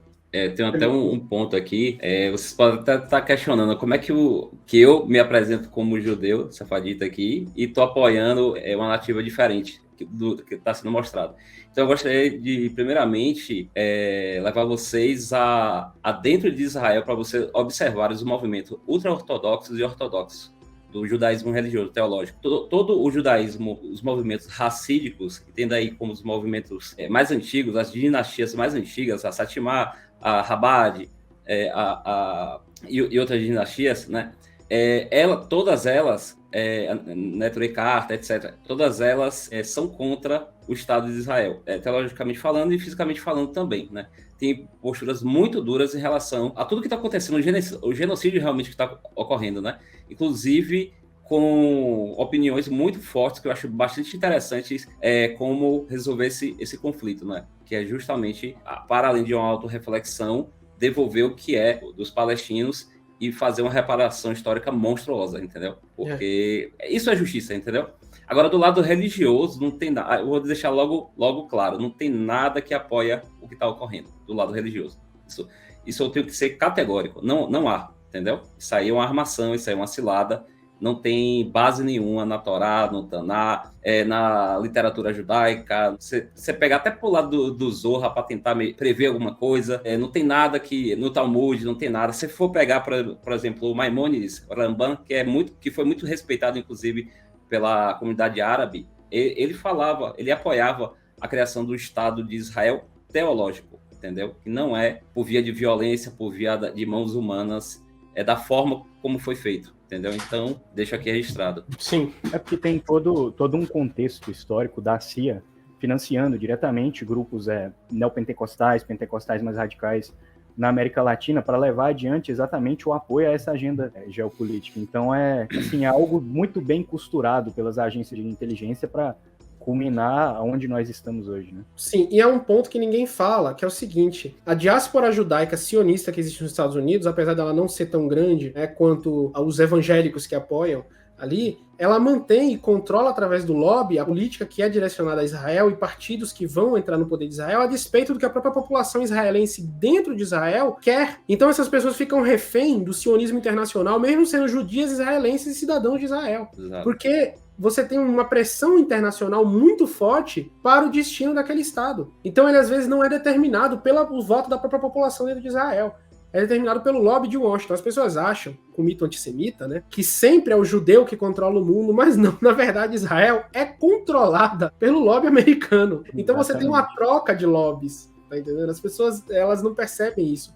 E o cidadão israelense médio, ele fica preso nisso aí. Então, assim, da mesma forma que o pessoal fala que o Hamas usa o povo palestino de escudo humano, Netanyahu usa o israelense como escudo humano por ele ser um embaixador de Washington, basicamente, dentro da sociedade israelense. A sociedade israelense jamais vai poder eleger um líder que vai dizer assim: vamos parar com a guerra para a Palestina, vamos incorporar todos os cidadãos aqui, vamos fazer isso, porque a diáspora judia sionista que existe nos Estados Unidos não quer isso. Ela foi criada com uma outra mentalidade e ela não vai deixar, via lobby, que isso aconteça dentro de Israel. Então, poucos estão se lixando para o que o cidadão israelense, judeu, mesmo ali vivendo, acredita, o que ele quer para o futuro de um país. Israel não foi permitido, se permitiu se tornar um país de respeito, como é que eu posso dizer? normal e sempre ficar vivendo nessa herança maldita dos anos 40 para sempre, eternamente, por causa desse lobby internacional. E é isso, e isso ceifa a vida de milhares de pessoas, óbvio que muito menos israelenses,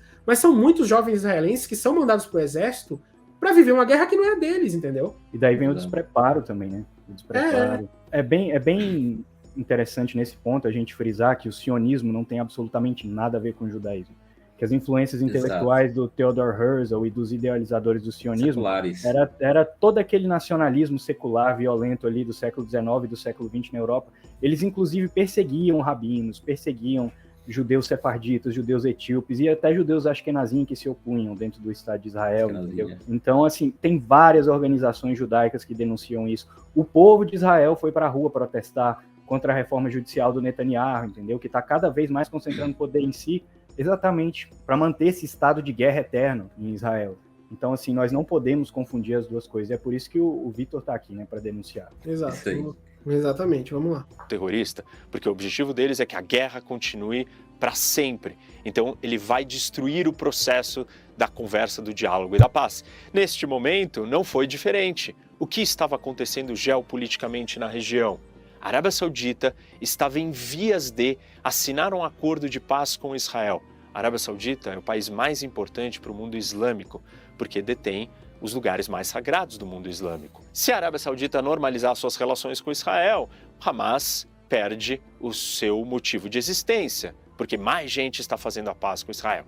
Então, fica óbvio quais são os objetivos do Hamas. Um último ponto é que se o Hamas inicia o confronto, se ele inicia briga, guerra, ele vai conseguir trazer mais apoiadores para a sua causa. Porque uma vez que você deu o início de um confronto, haverá a reação do seu inimigo, haverá a reação do lado de Israel.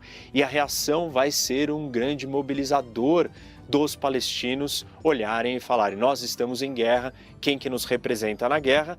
O senhor da guerra, aquele que lidera a guerra, aquele que inicia a guerra, aquele que vive da guerra, no caso o Hamas. Então o Hamas ele ganha de todas as pontas, promovendo, fazendo o terrorismo. É muito fácil da gente ver isso.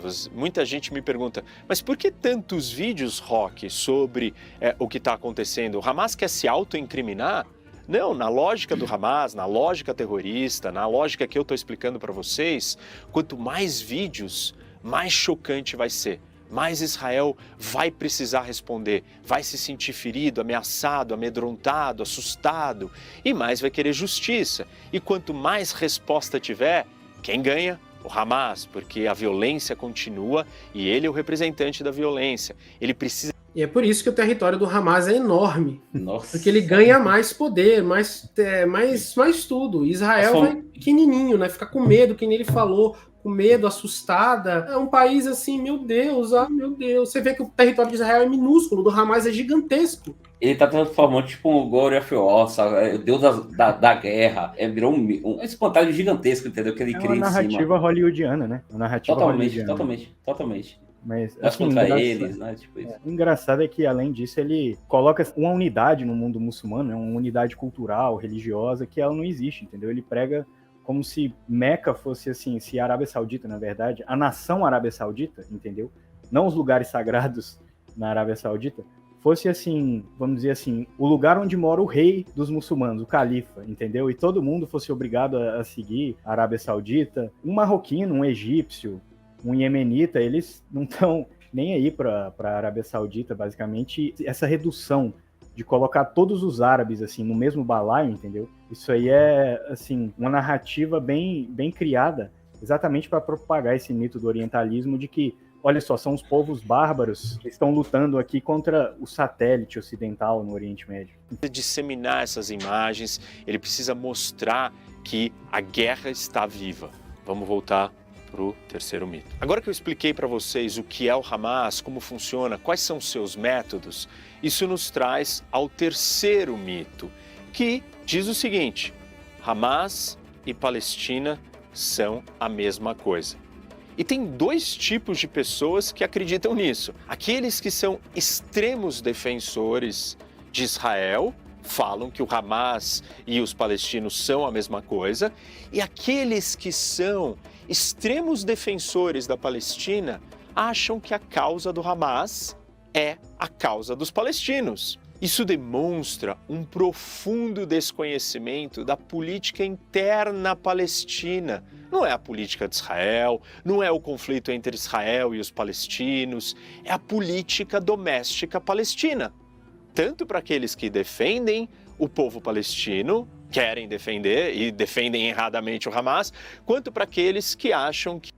Cara, eu não tô vendo ninguém em massa defendendo o Hamas. As pessoas, pelo contrário, estão dizendo que o Hamas é uma resposta legítima, ou que não é uma defesa do Hamas, é só dizendo que não concordam com eles, mas todo mundo está defendendo o povo palestino. Eu não vejo nas passeatas o pessoal com a bandeira do Hamas, com milhares de bandeiras do Hamas, são bandeiras da Palestina. Essa confusão é feita pelos sionistas, para que toda manifestação de apoio à Palestina seja confundida no discurso com uma manifestação de apoio ao Hamas, quando não é verdade. Quem faz essa confusão não são as pessoas que apoiam a Palestina, são vocês, sionistas. São vocês, sionistas, que fazem esse tipo de confusão. Milhares de manifestações na Europa foram proibidas e foram associadas em todos os canais de direita que reportaram isso aí, como manifestações de muçulmanos em apoio aos ataques que tinham acontecido na festa lá, na rave, e no kibbutz de Kfar Aza. Não foi isso que aconteceu. Foram manifestações porque sabiam que imediatamente iam começar os ataques. Não foram comemorações à morte de pessoas civis. As pessoas que estavam na rua não estavam gritando Hamas, Hamas, estavam gritando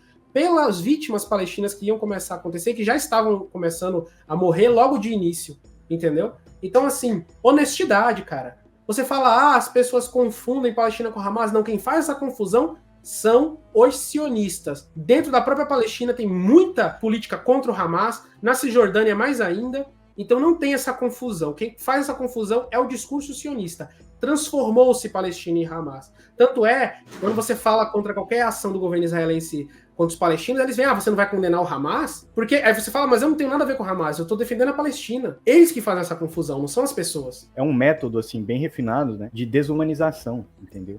Ele fala isso, mas todos os canais de direita, todo o lobby sionista, ele propaga essa ideia de que o Hamas, né, principalmente nesses setores mais extremistas, representa exatamente o que é o povo palestino, entendeu? Para quê? Para justificar a matança de civis, para justificar a expansão do Estado sionista, porque todos nós sabemos que o plano é varrer a Palestina do mapa. Eles não vão ficar felizes enquanto não tiver, assim, enquanto a Palestina tiver 1 centímetro de terra, Israel vai estar beligerante. Exatamente. E depois eles vão fazer isso com os outros vizinhos árabes, vão usar outras desculpas, e vão fazendo isso.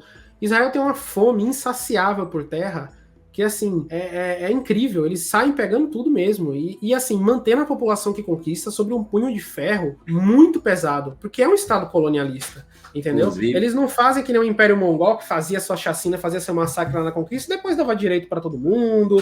Bora botar aqui uma mesquita, uma igreja, um templo budista do lado da casa do Khan. Eu sou o Khan, se a maioria da população muçulmana for muçulmana, eu vou me converter ao Islã, vou me converter ao cristianismo, vou me converter ao budismo. Não, eles são assim, eles destroem, eles matam, e quem sobrevive tem que viver lá dentro daquele sistema assim brutal de checkpoint, Tem um filme que eu queria que as pessoas assistissem, tem umas cenas assim meio proibidas para muçulmanos, né? Not Sharia friendly, com relação à nudez, mas eu assistindo divertidamente, claro, né, sem saber dessas coisas, que é o Inshallah, que ele, aí vocês pulam as cenas depois, mas assim, ele conta cruentamente como é a vida em Israel. Uma médica, né, humanitária, que ela vive viajando de Gaza para Israel. Aí você vê como é a rotina de um palestino, cara. É enlouquecedora. A rotina de um palestino que vive em Gaza é enlouquecedora. Não tem como dizer outra coisa. Inclusive, eu até compartilhei com o Mansur uma fonte da própria ONU, que ela gerou um relatório onde ela fala das riquezas naturais que tem em Gaza, e também, se a gente olhar do ponto de vista geográfico, é uma região ali que ela está próxima ao mar. Então, é de muito interesse, de fato, ao povo israelense, né? Então, não está invadindo à toa, não está querendo esse território, esse pedaço à toa, entendeu? É um ponto geopolítico muito estratégico, né? Exatamente. O problema do Hamas é o problema dos palestinos e da causa palestina e assim por diante. Então, o que é o Hamas? É um grupo radical islâmico formado em 1987, depois da primeira intifada. E ele é um braço, uma ramificação da Irmandade Muçulmana, que é um grupo sediado no Egito. Em 2005, quando Israel sai unilateralmente de Gaza, A autoridade palestina fica no poder um pouco até que nós temos eleições internas dos palestinos. E aí são dois grupos, um deles é o Fatah e outro é o Hamas. Quem ganha a eleição é o Hamas, com 44% dos votos. Mas o Fatah não fica tão atrás assim, ele fica com 41% dos votos. Percebe que o Hamas ele não tem sequer a maioria, ele tem apenas uma pluralidade para formar um governo. Mas o Hamas, não satisfeito com a sua vitória, parte para o seu modus operandi natural, que é a violência. E ele persegue e mata todos os políticos do Fatah de dentro de Gaza e começa a controlar Gaza na base da força, desrespeitando as próprias eleições que eles mesmos ganharam, configurando uma verdadeira ditadura. Da onde? Somente de Gaza. Hamas controla só Gaza e o Fatah controla a outra parte onde está localizada a população palestina, que é a Cisjordânia. Vejam o seguinte, os próprios palestinos estão não só divididos em dois territórios, mas divididos politicamente.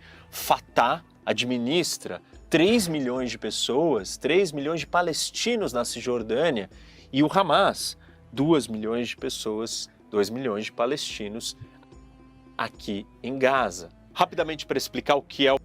Então, pessoal, os palestinos estão divididos. Eles não foram divididos, né? Não chegou um país ali, dividiu eles no meio, criou esses lugares cercados, literalmente por muralhas, colocou regras e todas as coisas para eles viverem sob o jogo. Eles estão divididos, né? É engraçado, é tipo, o Império Otomano passou, os palestinos estão... Como se eles... Palestina, não quero saber de você. Vamos lá, vamos dividir. Essa divisão ela foi fomentada pela própria Israel, porque uma unidade palestina de 3 milhões de pessoas ia ser uma ameaça para um país de uma população de 9 milhões. Então, o próprio Israel fomentou isso na inteligência israelense. Isso é um fato histórico, gente. Nos anos 60, no governo israelense sobre a faixa de Gaza, que fomentaram o surgimento da Mujama e a transformação da Mujama no Hamas. Então, essa divisão não foi... Os palestinos estão divididos. Não, a causa palestina ela foi uma causa, no início, de bastante união. Mas o próprio Israel fomentou essas divisões, para que esses povos não tivessem, porque é a estratégia mais velha do mundo, é dividir para conquistar. O Fatah é um grupo político que representa os palestinos, nacionalista, porém laico, secular, diferente do Hamas, que é religioso. E os principais nomes que a gente sempre escuta falar da autoridade palestina são do Fatah, como Yasser Arafat e Mahmoud Abbas. O cerne de toda a questão aqui é que os objetivos do Hamas não são os mesmos da população de Gaza, muito menos dos palestinos como um todo. Para vocês terem uma ideia, 54% dos palestinos em Gaza dizem ter medo de criticar o Hamas. Uma outra pesquisa, em 2022, diz que 53% dos palestinos de Gaza concordam que o Hamas deveria parar de pedir a destruição de Israel. Uma terceira pesquisa... Mas ele não cita a fonte. E assim, obviamente que uma população tremendamente oprimida, entendeu? Tremendamente perseguida, que vive sob um regime de apartheid, assim, a pesquisa está poluída de alguma forma. Isso é princípio básico assim, de análise. Então, ele citar essas pesquisas aí sem mostrar a fonte, mostra mais que ele quer assim, algo para legitimar a narrativa dele, entendeu? Do que fazer uma análise imparcial. Em 2022, diz que 71% dos palestinos em Gaza acreditam que o Hamas e as suas instituições são muito corruptas. Além disso, tem vários outros relatórios de organizações... Assim como a população israelense, né? Netanyahu, no tempo desse aí, tava quase para ser preso, né? Por corrupção, por várias coisas aí, né? Tava 1 milhão de pessoas nas ruas querendo que ele saísse, manifestantes, querendo que ele fosse embora. Isso aí não faz o quê? Faz 4, 5 meses? Nem isso. E aí ele vai falando, a população palestina é contra o regime do Hamas, ela é contra a população israelense, também é contra do Netanyahu. Ela também é contra aquilo ali, ela não quer esse regime que tem no seu reflexo, seu espelho, a própria existência do Hamas. Então isso, abordar o desgosto palestino com o Hamas, sem abordar o desgosto israelense com o Netanyahu, faz parecer que você tem um regime numa localidade, que é o Hamas, onde as pessoas vivem e não concordam, com o regime israelense que todo mundo ama e concorda com o seu presidente, que não vive refém de uma política que mata, que os manda para a morte, que os manda para a guerra. Pois a guerra é o que fez Netanyahu não descer do poder agora recentemente. E o seu plano não dá certo de manutenção e reforma no judiciário. Sabe? É isso que eu falo para vocês. É uma narrativa controlada, medida, dosada, com palavras que não mostra contexto. E o camarada vem dizer que ele não é ideológico. E o camarada vem me dizer que ele está tratando só dos fatos. Pelo amor de Deus. Ele não cita a fonte, ele não fala de onde vem essas porcentagens, ele não fala nada. Ele só joga pro público, não, 50 e tantos por cento, Não, 40 e assim, vamos lá, beleza, é verdade. Tudo que ele falou é verdade. Israel é como? Se não do mesmo jeito que uma população que não concorda com as políticas bélicas de constante Exatamente. ataque que Israel faz por parte do Netanyahu. Quantos milhões de judeus criticam a guerra que o Netanyahu empreende? Que empreende desde sempre, 2011, 2012, 2013, 2014. Todos os ataques que Israel realizou.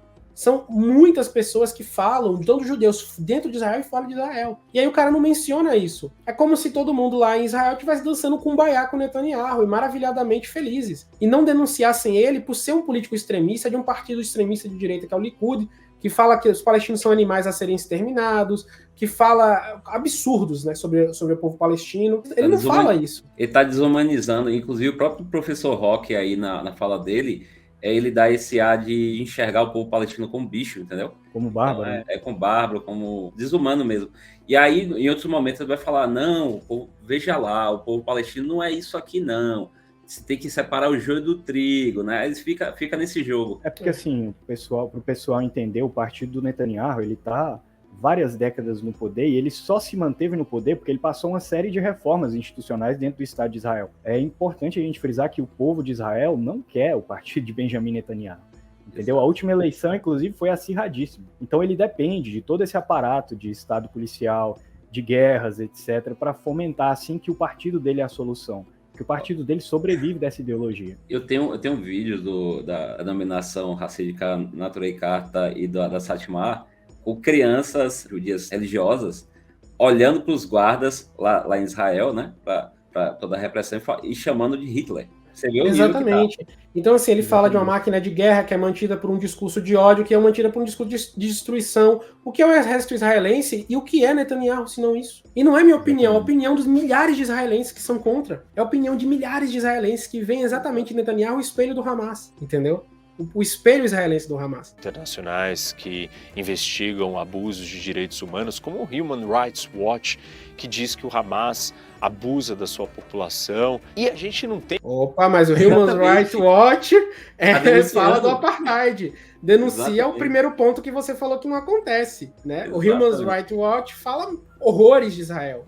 Assim, denuncia o Hamas, mas assim, fala horrores de Israel. Então, você vai estar citando uma coisa para legitimar sua crítica ao Hamas que desabona absolutamente o seu primeiro ponto, né? Que a prisão a céu aberto não existe. Tem como medir o apoio da população na realidade, na prática, porque é uma ditadura, não tem mais eleição. As pessoas não têm voz, elas não têm como lutar contra o Hamas. Então, se você defende o Hamas e acha que você está defendendo os palestinos... É porque ele fala que por não ter eleição, né, a Palestina não é mais uma democracia, etc. Só que, assim, não é ter eleição que define o que é uma democracia, tá, gente? É ter eleição, é resguardar alguns direitos humanos básicos, é ter um Estado de direito bem constituído, com pesos e contrapesos. Israel também não é uma democracia. Israel vive um regime de apartheid social. Israel está há 40 anos passando reforma atrás de reforma para concentrar o poder na mão do partido Netanyahu. Israel persegue todos os opositores políticos do partido vigente, o Likud. Israel, inclusive, usa do Mossad para fazer isso, que, vejam só, não é a facção de um partido político, é algo do Estado israelita, entendeu? Então, tamanha é a simbiose aí do que o Netanyahu causou e o partido dele. Então, o que o Roque faz, assim, é desonesto, assim, a um nível que não dá nem para descrever. Primeiro, você deveria perguntar para os palestinos o que eles acham do Hamas. Todos eles. E aí a resposta pode te frustrar. E depois, se você acha que a solução do problema com os palestinos é simplesmente acabar com o Hamas, não vai resolver o resto do conflito. Mas Hamas e palestinos não são a mesma coisa. Vamos ao quarto mito. E ele diz o seguinte: Israel é o único obstáculo para que os palestinos tenham o seu Estado. Para explicar esse mito, nós temos que voltar no tempo. E eu já falei muitas vezes para vocês que no começo da história do conflito, né, quando surge a criação do Estado de Israel, a partilha da ONU, você não tinha tanto um conflito entre israelenses e palestinos. O conflito ele era árabe-israelense. A identidade árabe era maior do que os movimentos nacionalistas específicos menores. Na verdade, muitos que viviam nessa região eram árabes e se consideravam sírios, por exemplo. Outros eram de outros lugares. E quando acontece a criação do Estado de Israel, depois da partilha da ONU, os países árabes não aceitam e declaram guerra aos judeus na região. Eles não declaram guerra aos judeus na região, eles declaram guerra aos israelenses que não são judeus, porque eles tinham populações judias substanciais dentro dos seus territórios, milhares e milhares de judeus. E as pessoas que viviam naquela região, elas se entendiam como palestinos, sim. O conceito de palestino, ele é árabe antiquíssimo. E aqui eu queria citar um trabalho acadêmico, inclusive, que estuda a história da identidade palestina, que é, né, The Invention of Palestine, né, a invenção da Palestina, do professor Zachary Foster, que é um historiador judeu que foi criado numa família sionista, que viveu em Israel e ele fez uma reconstrução da identidade palestina enorme. Ele fala, muitas das pessoas se consideravam sírios no início dos anos 30, etc. Não! Essas pessoas buscavam aliança com o governo de Damasco para se defender do regime colonial britânico e do sionismo. Não é que eles não se consideravam palestinos, não é que a identidade palestina não existia. Existia um problema que era a falta de exército por parte dessa população colonial do mandato britânico da Palestina. Então os países árabes eles partiram para a guerra para defender, primeiro, o problema dos refugiados que foram enviados para os seus países, que não tinham como essa população ser alimentada, cuidada medicamente, enfim, tantas outras coisas, e eles se aliaram aos países árabes, engrossaram as fileiras dos países árabes para poder ter a sua terra. Então, os países árabes não aceitam a criação de Israel? Não. Eles dão a resposta ao crime que Israel estava fazendo antes da sua criação, um ano antes, que foi ao início da Nakba. Ele começa o vídeo dele pulando vários pontos históricos determinantes, né, para se chegar realmente ao veredito contado de uma forma honesta. Ele tenta o tempo todo inverter a lógica de como é que começou toda a treta, que começou através, obviamente, dos sionistas, né? Ele não fala sobre o sionismo, não falou sobre o sionismo até agora, que é a ideologia que ele está imerso. Ele não fala de novo da Declaração de Balfour, que se iniciou, foi em 1917, né? Muito antes de começar toda a treta de morte, de guerra, de invasão, do Nakba e tudo mais. Ele não fala da discussão da Basilé de 1897, que é justamente a parte da colônia britânica, né? Toda a treta. Ele passa muito pano para Estados Unidos e Reino Unido, não cita praticamente os dois, que estão envolvidos até o pescoço com tudo que há de errado aí na região. Né? Então, assim, que cientista político é esse, meu Deus? Não cita fontes, não cita pontos históricos importantíssimos para contar sobre as narrativas que ele está contando, né? Então, assim, é assustador. Qualquer historiador minimamente sério, você pode falar assim, um cara que apoia Israel, pô. Se o cara for minimamente sério, ele vai contar esses pontos, entendeu? É bizarro. Ele fala do rompimento da paz, né, que sempre o Hamas acabou com a paz, etc. Só que, assim, uma análise assim, breve de qualquer página de Wikipédia, você vê que o Lehi, o Irgun, o Haganah e todos esses partidos paramilitares aí sempre revezavam com os grupos extremistas palestinos. Quando um não acabava com a paz, o outro acabava, entendeu? Sempre boicotando os acordos de paz. Então, assim, honestidade intelectual, honestidade acadêmica foram para a Lua. Vamos lá. Não porque eles estavam preocupados e queriam criar um Estado para os palestinos, simplesmente porque eles não queriam que aquela terra ficasse com nenhum outro povo. Eles queriam aquela terra para eles mesmos. Cada um dos países árabes próximos da região, né, onde estavam sendo criados os dois estados, estavam preocupados em abocanhar a maior quantidade de terra possível para o seu estado. Tanto que a Jordânia acaba ocupando a Cisjordânia inteira e o Egito vai ocupar Gaza inteiro. Então, os países árabes tiveram sob o controle, durante muito tempo, de territórios que eram supostamente para ser o Estado palestino. Se eles estavam tão preocupados com os palestinos, por que naquele momento eles não criaram um Estado palestino? Porque na verdade esse não era o objetivo. E infelizmente para os palestinos, Israel é só um dos seus inimigos. Os palestinos. Então Israel é um inimigo dos palestinos agora. Aí, cara, eu vou fazer assim, eu vou fazer um vídeo assim, Rene Kukier refuta Rene Kukier. Aí eu vou pegar ele falando uma coisa e ele falando outra. Exatamente. Uma hora o Hamas, uma hora os palestinos, aí o palestino às vezes é bonzinho e às vezes não é, entendeu? Tipo, vai e volta, é um contra U, contra Z o tempo todo. E ele não... Engraçado que nessa parte ele não menciona como era a autonomia dos povos palestinos sob o suposto domínio desses países, né? Ele não menciona como os direitos deles eram resguardados, entendeu? Então, assim, comparar uma coisa com a outra, um regime de apartheid brutal com esses outros regimes anteriores, não é possível, entendeu? É anacronismo puro e simples. Exatamente. Os palestinos têm vários outros obstáculos e vários outros inimigos, inclusive os seus povos irmãos, os seus vizinhos árabes e muçulmanos. E exatamente o que eu mostrei para vocês aqui da fronteira de Gaza com o Egito é um exemplo real, até os dias de hoje, da postura dos países árabes em relação não só ao Hamas, mas aos palestinos também, de muitas maneiras. Ou seja, deixa eu reforçar isso daqui para vocês porque é muito importante, muito claro e muito óbvio.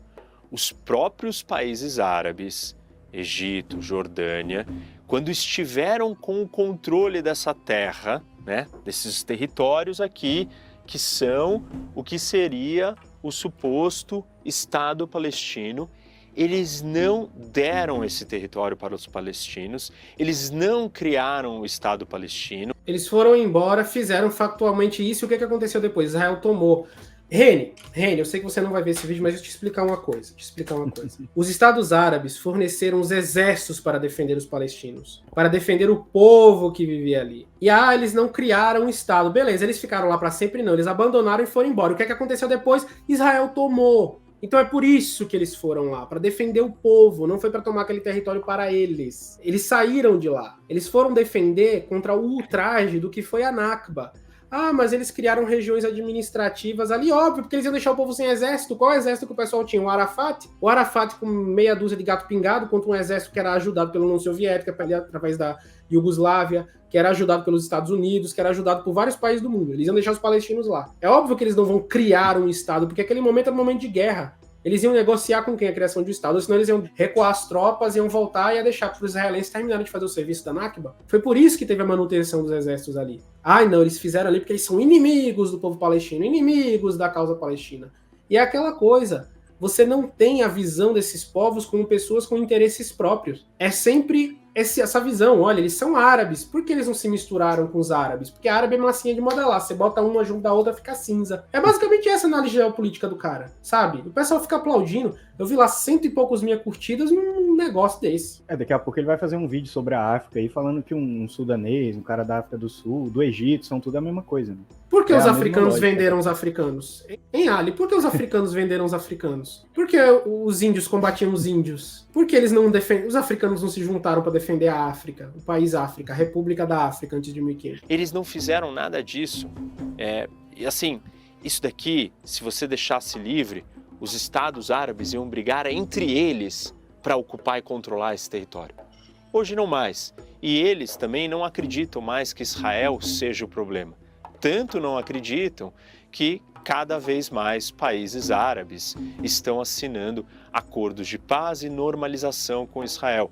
Egito tem, Jordânia já tinha, agora os acordos de Abraão, que tem Emirados Árabes, Bahrein, Marrocos, Sudão, todos normalizaram as suas relações com Israel. E o que eu já comentei, a joia da coroa, o país mais importante do mundo islâmico e árabe, talvez, a Arábia Saudita estava em vias de assinar e o Hamas fez de tudo para impedir. Por fim, meu Deus do céu.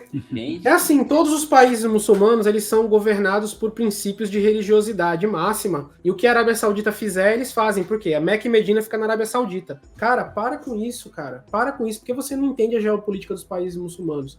esses países eles atendem aos interesses de suas nações e os seus povos.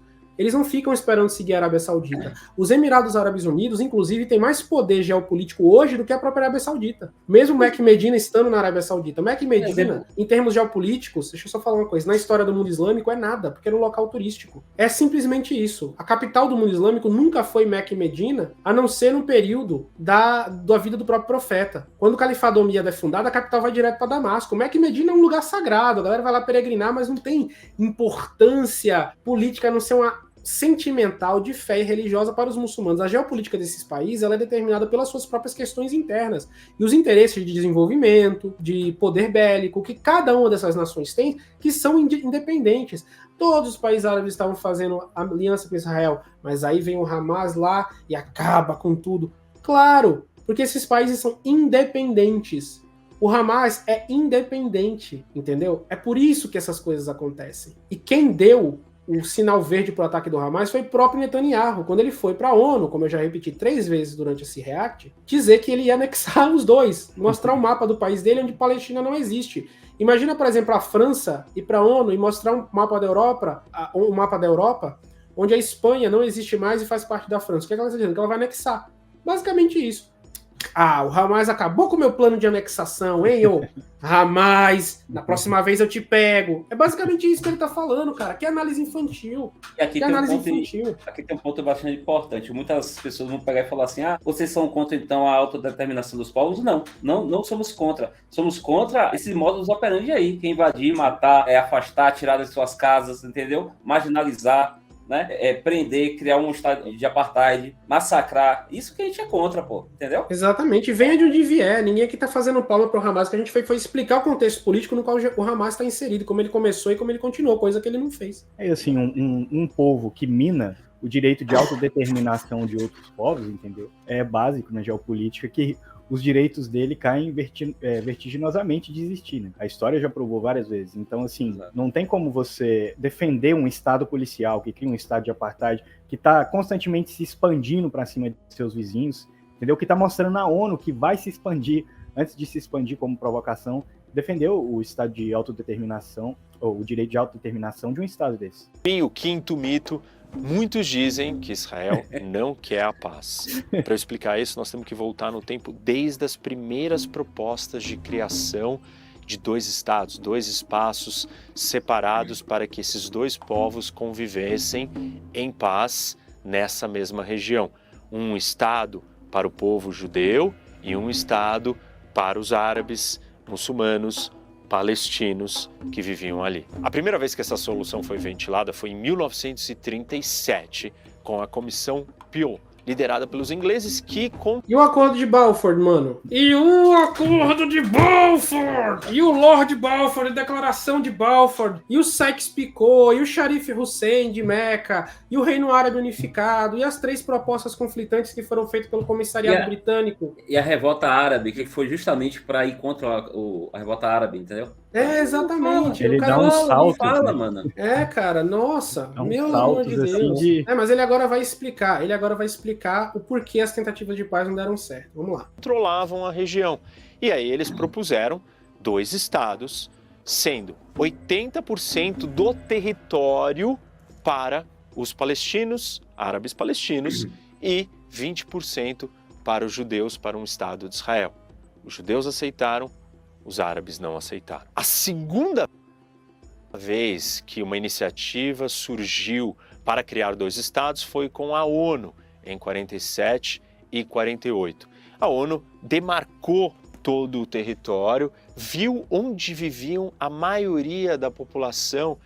Por que os palestinos não aceitaram a primeira proposta? Antes da ONU. Porque a guerra já tinha começado. Durante o mandato britânico, os massacres já tinham começado. A campanha dos sionistas dentro do próprio território já tinha começado. Então os palestinos não queriam aquela situação lá. Eles não queriam ceder parte das suas terras e fazer uma transferência populacional e ir morar, sei lá, vai morar no meio do mar, vai morar, sei lá, onde tu quiser morar. A briga com quem já tá morando em outro lugar, um palestino expulsa ele de casa e vai pra tua casa.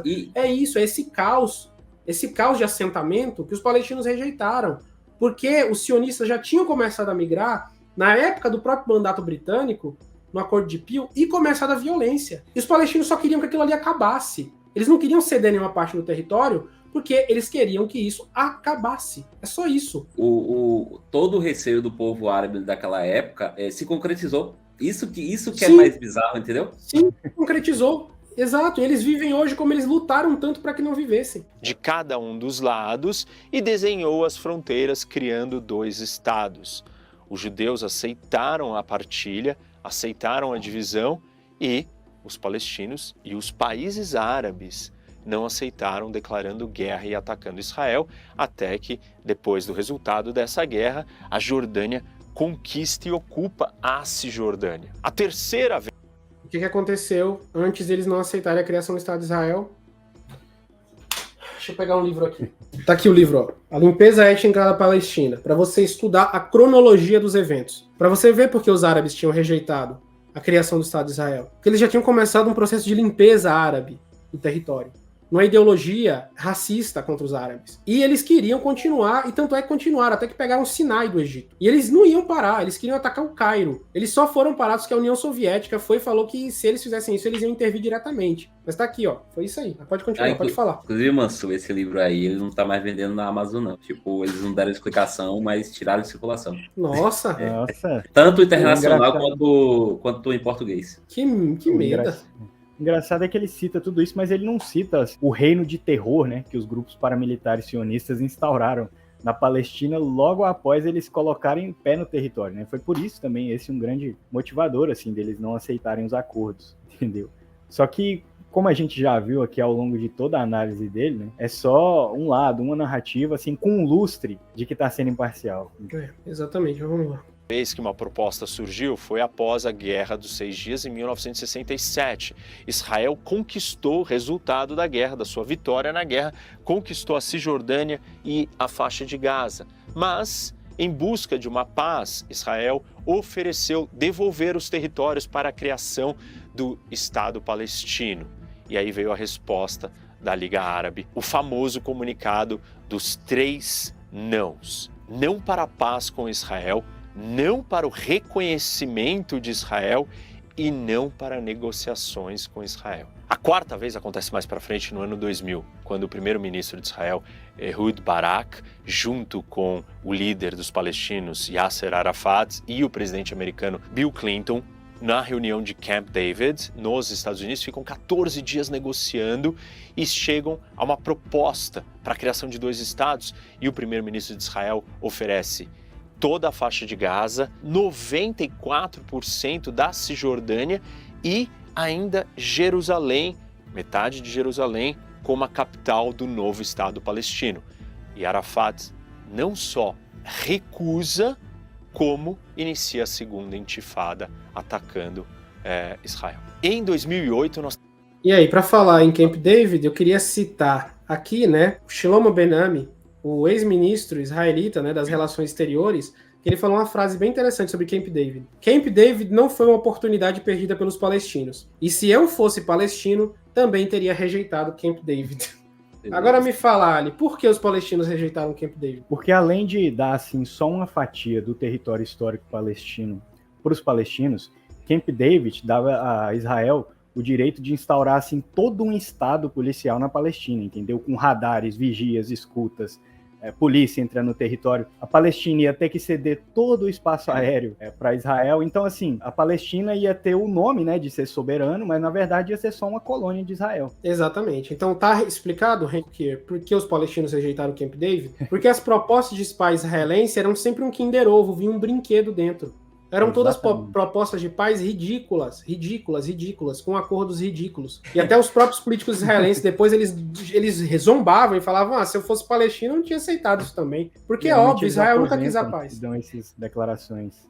Quando eles se aposentam, eles falam isso. E a narrativa dele é tão simplista que se você for pelo viés dele, vamos lá. A gente fez um acordo. vocês não aceitaram, então vou meter o louco em vocês, então. Exato.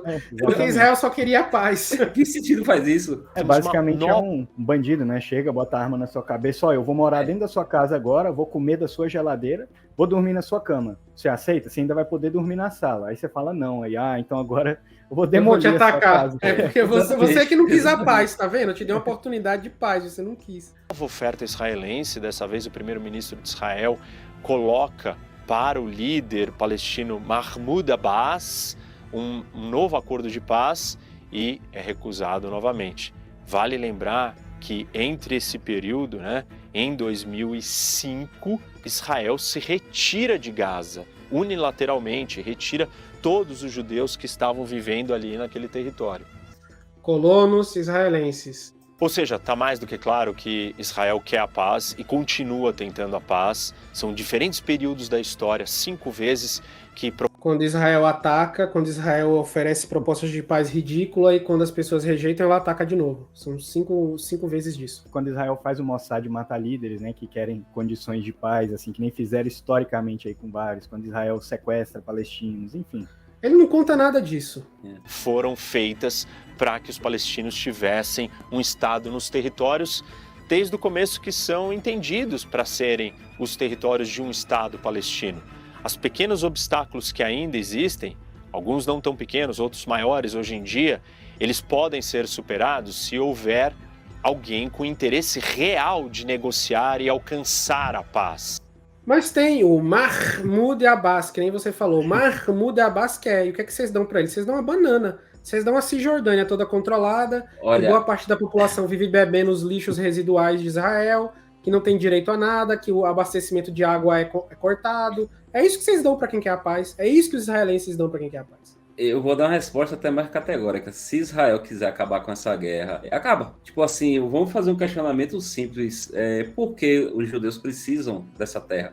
Vamos medir as coisas. Israel, como um todo, é do tamanho mais ou menos do estado de Sergipe, né? Se a gente comparar com o Brasil aqui, nossa. Por que aquela região? Entendeu? Aí muita gente vai falar, não, porque ali é um santuário abençoado, que não sei o que, não sei o que. Quer dizer, que esse argumento justifica tanta morte, tanta violência, tanta guerra, tanto sangue inocente. É esse o argumento, entendeu? Se você contabilizar judeus em torno do mundo, ao redor do mundo, tem mais judeus em volta do mundo do que judeus concentrados ali no estado de Israel, entendeu?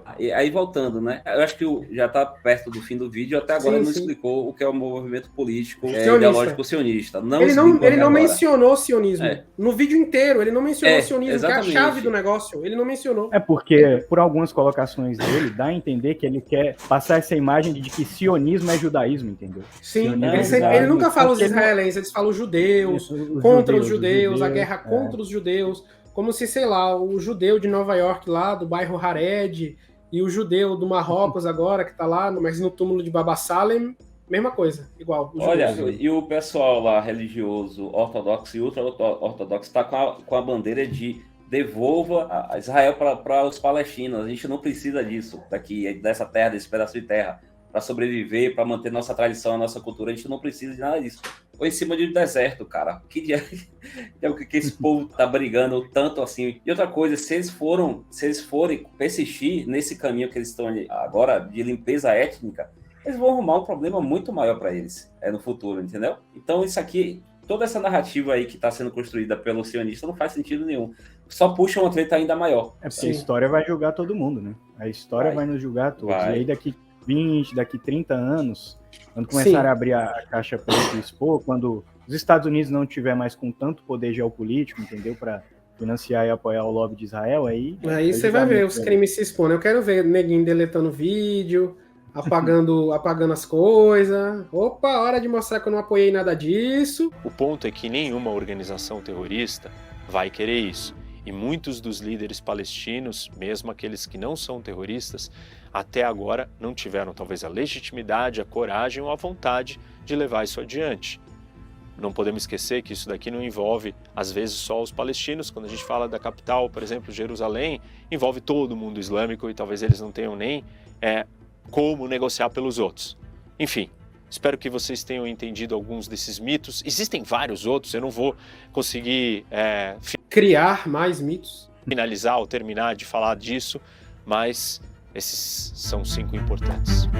Então, pessoal, esse foi o professor Reni Ozzy Cuquier, né? Professor Reni Ozzy Cuquier, aqui para vocês com esse react maravilhoso. Peço mil desculpas ao Ali e ao Vitor aqui por ter feito que eles escutassem, né? 2 horas quase, não as análises, mas o que o professor Ozzy fala. Lembrando aqui, o Vitor é judeu, o Ali é internacionalista, né? E a gente está aqui para tentar dar o nosso R$2 de contribuição para as questões. Mas é isso, gente. Pesquisem, não vão para essas análises bobas, essas análises falhas, porque isso não tem nada a acrescentar para vocês. Então podem se despedir do pessoal. E agradeço aí pelo convite, né? É sempre um prazer conhecer o Vitor, também não conhecia antes, mas... E assim, pessoal, filtrem bem o que vocês assistem, viu? Porque hoje em dia qualquer um pode falar sobre qualquer assunto e fingir que é entendido, como a gente viu aí, fingir que tem uma carga de estudos, etc, e atuar.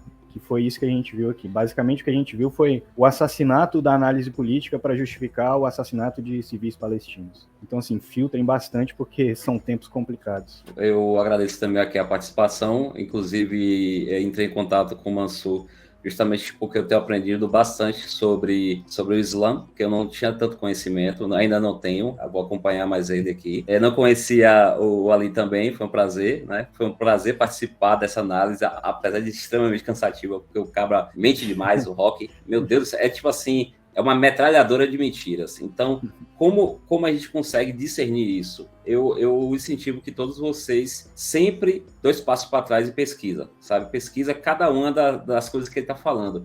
Porque, vamos lá, se a gente entra em um papo de meias verdades, já não é confiável. Vamos falar sobre honestidade aqui, entendeu? Então, é isso aí, pessoal. Muito obrigado aí a todos pela atenção. E é isso, gente. Falou, até a próxima. E se você gostou desse vídeo, não deixe de deixar seu like e compartilhar com seus amigos. Inscreva-se no nosso canal e aperte no sininho para não perder nenhuma notificação sobre novos vídeos. Acesse também o portal da página História Islâmica, onde você vai ter acesso aos mais variados artigos sobre os temas que abordamos no nosso projeto. E também nos siga nas outras redes sociais, como no Instagram, no TikTok e no Facebook. E é isso aí. Assalamu alaikum. Até o próximo vídeo. História Islâmica com Mansur Peixoto.